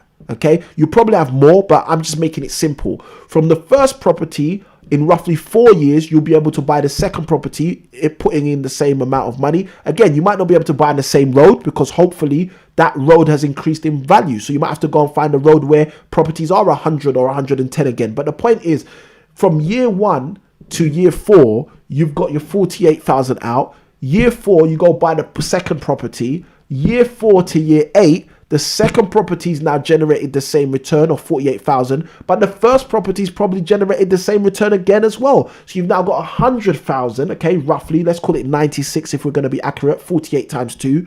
So if both properties by year 8 have generated you another 96,000, that allows you to buy another 2 properties. So we've gone from 1 property to 2 properties.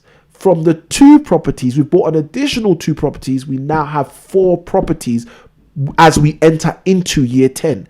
Whereas if we took Martin's approach, those men, but if we took Martin's approach, we'd actually have the 1 property for the 10 years. And at the end of the 10 years, then be looking at using the cash flow. And I'm speaking specifically about cash flow, not speaking about equity, not speaking about profits, not talking about sales and liquidated equity or anything like that. Speaking specifically on cash flow for those of you who are like, oh, but I could refinance. And yeah, guys, there's a whole bunch of other things you could do, but I'm speaking specifically about cash flow. Okay, if you think about it the way I've broken it down, you're not highly leveraged with equity because you're refinancing every single week, but you're utilizing cash flow to create more assets, cash flowing assets for you. So again, I'm not saying this is the way to do it. I'm not saying it's the only way to do it. I'm just giving an example, guys. So hopefully you could use this to move forward. Now, Another thing which is powerful for those of you who do rent to rent, I know we got KTR in the chat, so I'm just going to throw this out there as well. For those of you who do rent to rent, if you really listen to what I just explained, you could set up a rent to rent where you're potentially generating £1,000 a month, keep that house on full occupancy. In 4 years time, you've got 50k, which you can now use to go buy your own HMO up north. So imagine you doing that. Imagine you having a portfolio of rent to rents, just so at the end of every 4 years, you're able to go and buy your own HMO. Again, just a little idea. If you get value from that idea, I'd love to see some fire in the chat. I'd love to see some of the words value in the chat. So guys, return on investment allows you to compare investments internally, which is what I was speaking about earlier with Barbara and Martin's 2 ideas comparing against each other, but also externally, which is what I was talking about a moment ago before we started getting the numbers in the comments, where specifically you're now saying, well, on this stock investment I could get 6%, on this cryptocurrency investment I could get 250%, and on this property investment I could potentially get 24%.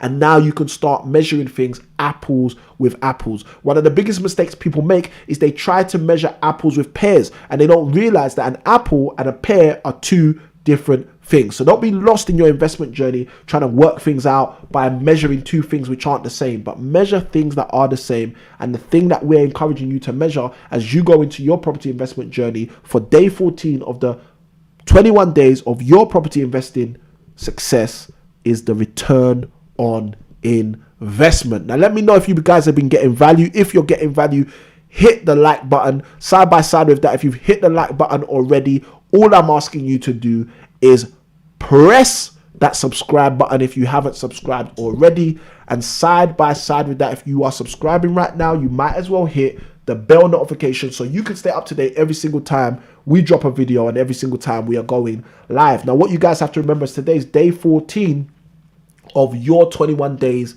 of property investing success. Yesterday, I didn't mention it in yesterday's stream. I think I was just so into the stream yesterday, I forgot to mention it. The book recommendation for managing relationships for negotiation is in yesterday's description, okay? Day 13's description has the book recommendation inside in the comments. So if you watch day 13, jump into the comments. Guys, really what you should be doing at the end of all of these videos, even sometimes during these videos, you should be jumping into the comments, jumping into the description and just reading. Is there anything in there for me today? Is there anything in there for me today? Whether it's a book recommendation or something else. Now, because it's day 14, it's our first day talking about measuring opportunities. And obviously we've been focusing on the return on investment. So as a result, there is no book recommendation in today's stream, but the book recommendation for measuring will be in tomorrow's stream, which is day 15. But still go check out the description of this video. There is a lot of resources which are juicy and helpful for you in there. Now, with all of that being said, hit that like button if you haven't already. I want to let you guys know about this key resource. If you have not got this already, you need to go and get this. It's absolutely free and it's for you. This is the 7 best books for your property investing success. It's our key resource and I want to share it with you absolutely free. Now, one of the great things is 60% of those 7 best books that I share in this resource, you can actually choose one of them to get absolutely free because they have audio versions, and those audios are provided by the company named Audible. And the great thing about Audible is if you don't have an account already, you can take a 30-day free trial and take any of one of the books I have put in the 7 best books for your property investing success. And the great thing about that is if you decide after 28 days, 29 days, after 17 days, you know what, I don't want to have a subscription to Audible, you can cancel that subscription and you get to keep the book. It's yours. That's just the way it works, okay? So the book doesn't disappear when your subscription disappears. You get to keep the audio book. So why don't you go and get a book for free on me, okay? And the way you do that is you go to that link, impactproperties.co.uk/booklist, impactproperties.co.uk/booklist. I'll share it one more time, impactproperties.co.uk/booklist. You'll get the book list absolutely free, share with you my 7 best recommendations on books for your property investing success. And like I said, you can choose any one of the books that have an Audible version to go and get a free trial for 30 days on Audible and absolutely enjoy that book regardless of whether you keep the subscription or not.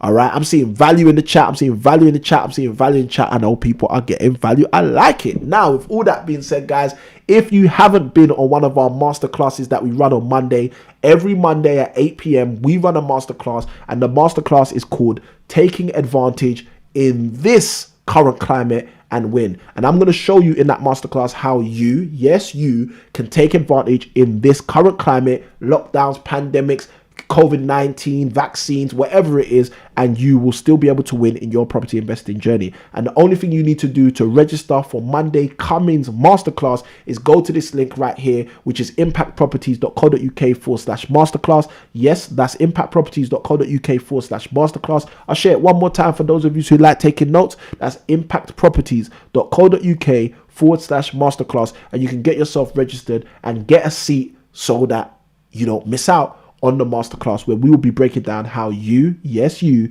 can take advantage in this current climate and win. Now, guys, with all of that being shared, with all of that value, I hope you have enjoyed day 14 of your property investing success, because I can guarantee you that I have. This was the stream with the energy. Let's make it happen tomorrow. I'll see you at 8 p.m. on day 15 of your property investing success. And as I usually say, happy investing.